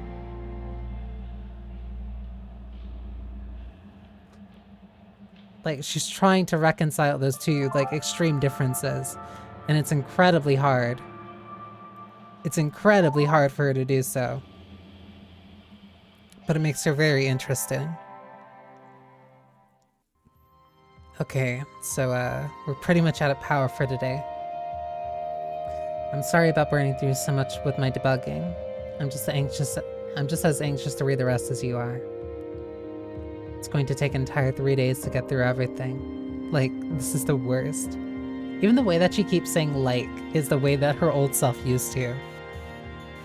I just want to get the bottom of it all. I just want to get to the bottom of it all now. Making us spend 3 whole days to find out the whole story of old Mute is just so cruel. Oh, I guess tomorrow's the Lunar New Year, isn't it? I'll let you go through whatever rituals you need to on your own. We just met, so I don't think it would be right to impose. Just let me know when you're done, okay? Because I want to find out the whole story. Like, you're supposed to ring in the new year by paying your respects to your ancestors, right? Well, I guess Old Mute is my real ancestor. So, like, it's kind of appropriate to be reading about her tomorrow. Anyway, okay. Out of power for the day. I'll give you a button to shut everything down for the night. So, whenever you're ready, just click on that.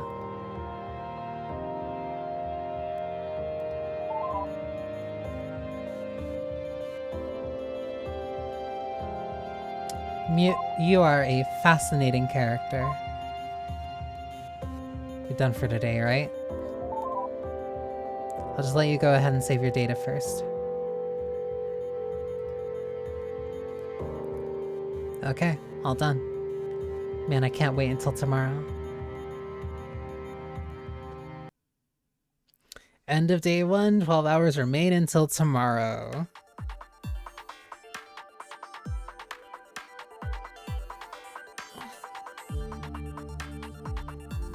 And I cannot continue either of these until 12 hours pass. That is insane. That's an insane, like, time requirement.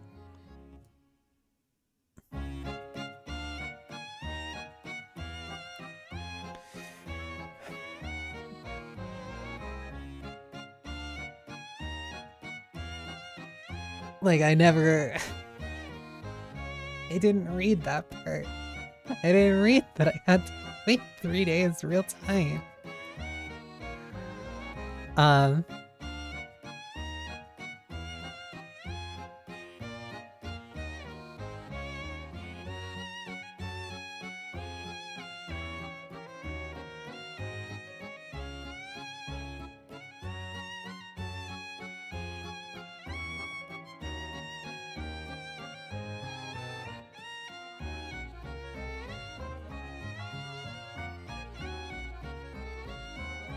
What do you mean there's 3 routes?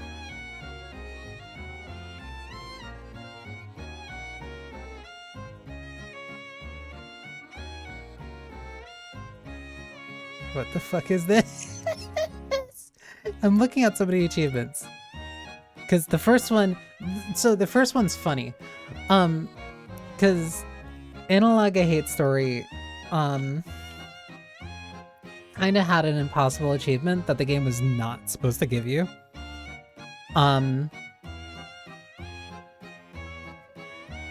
Like, I don't remember how you did it, or how you're supposed to do it.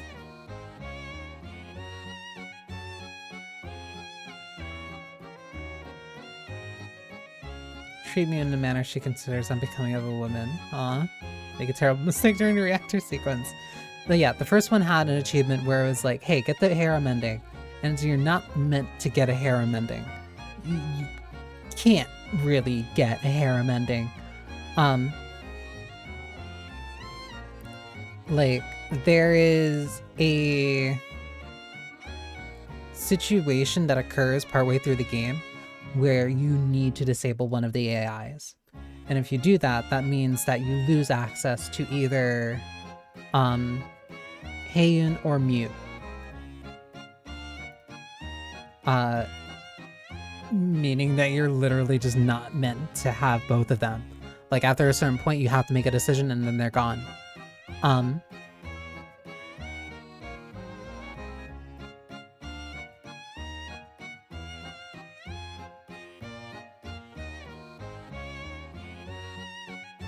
So it's very interesting seeing that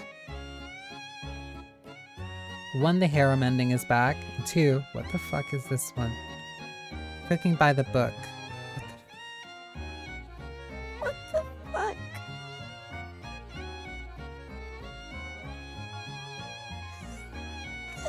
This one's so elaborate.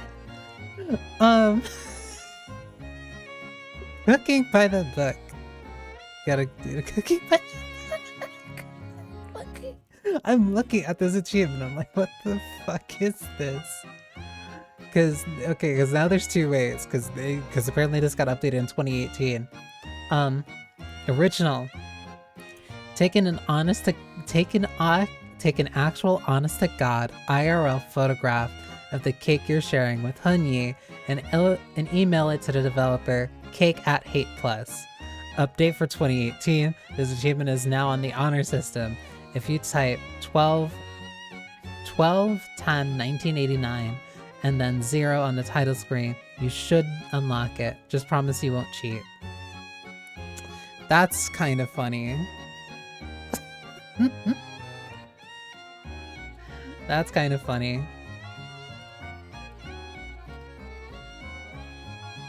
I like that they had kind of like two very oddball, well, now it's like three very oddball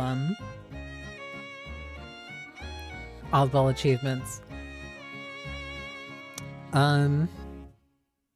Did they make anything after these games?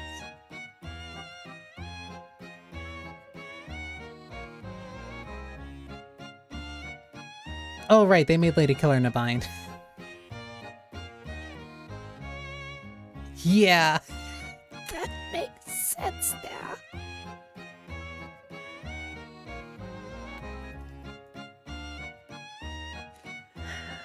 That makes sense. Okay, yeah, no, that tracks. Okay. That was just a lot sooner than I expected. Like, fuck.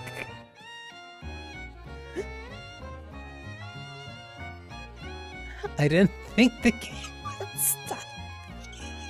I didn't think the game would stop me after 2.5 hours. So now I don't got anything to do.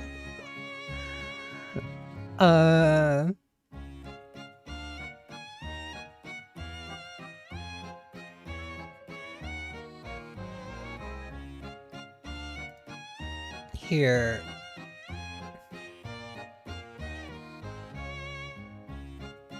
Oh, I've heard of Anna D. Hart.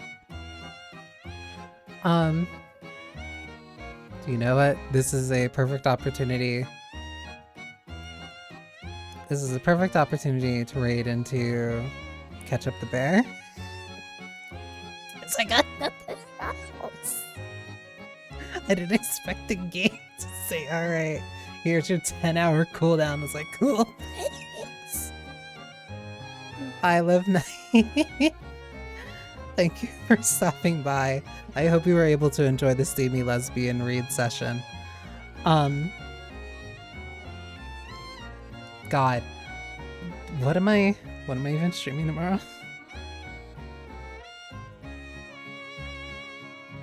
Okay, tomorrow's Ghost Runner. Thank you for the stream. Tiagi, I feel so bad. It feels like... First, let me start the raid. It feels like anytime that you or like some other friends like constantly show up, like it is always like typically in like the most kind of depressing moment. Wait, I have to cancel. They're gonna start. Their ads are starting in a sec. So we can wait. We can wait a couple minutes, and I can scream. Yeah, no, that but that's why I like these games. I feel like I need to watch a VOD on this one. Most of them are fine. Fine, relatively. But like, because I brought it up when I played, Silent Hill F. No, this was definitely a pack, because I also have the OST for both the games. But Analog: A Hate Story, was the one that I read about, like, the girl who was talking back too much and like got her tongue cut out. And it was very based on very old, like ancient kind of societal norms in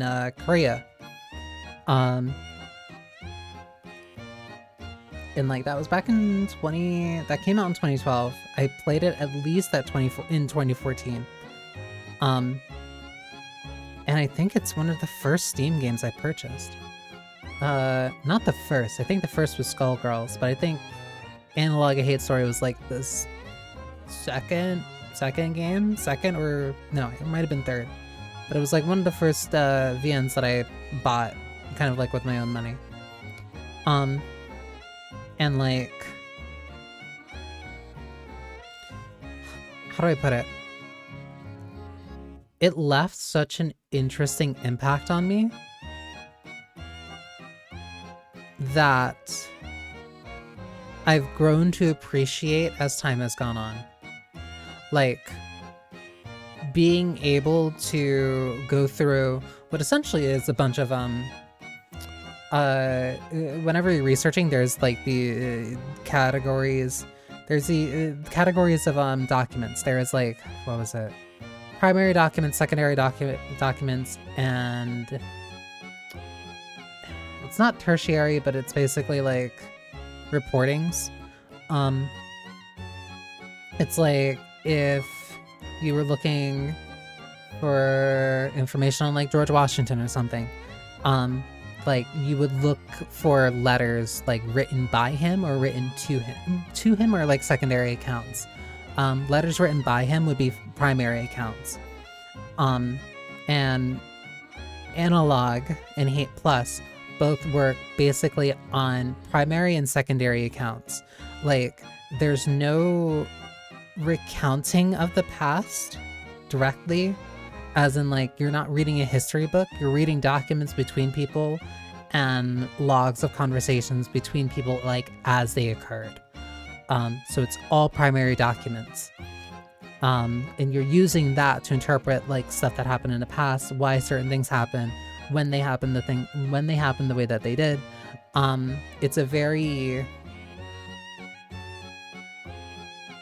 It's similar to the PSX Lane game, but on top of that, it's also very, what's a good way of putting it?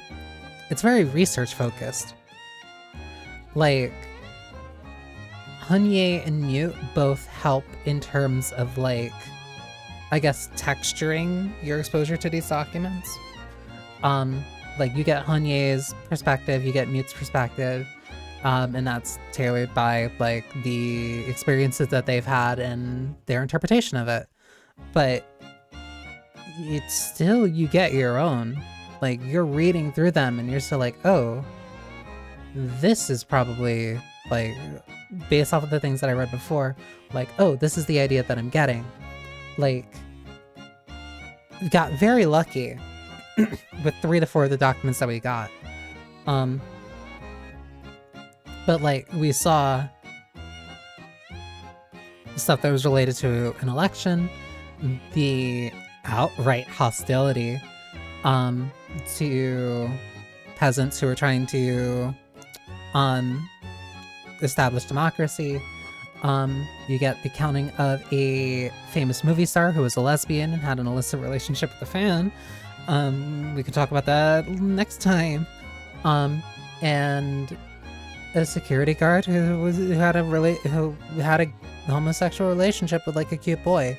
Like, you get such a very interesting snapshot of the world so that it fills out just enough for you to kind of like fill in the gaps of like, oh, this is kind of what this place is. It's very interesting. But unfortunately, the atelier is closed. You do not need to go home, but you can't stay here. But I can leave you, at least in the gentle hands of a kind bear. See you tomorrow for some Ghost Runner. Take care.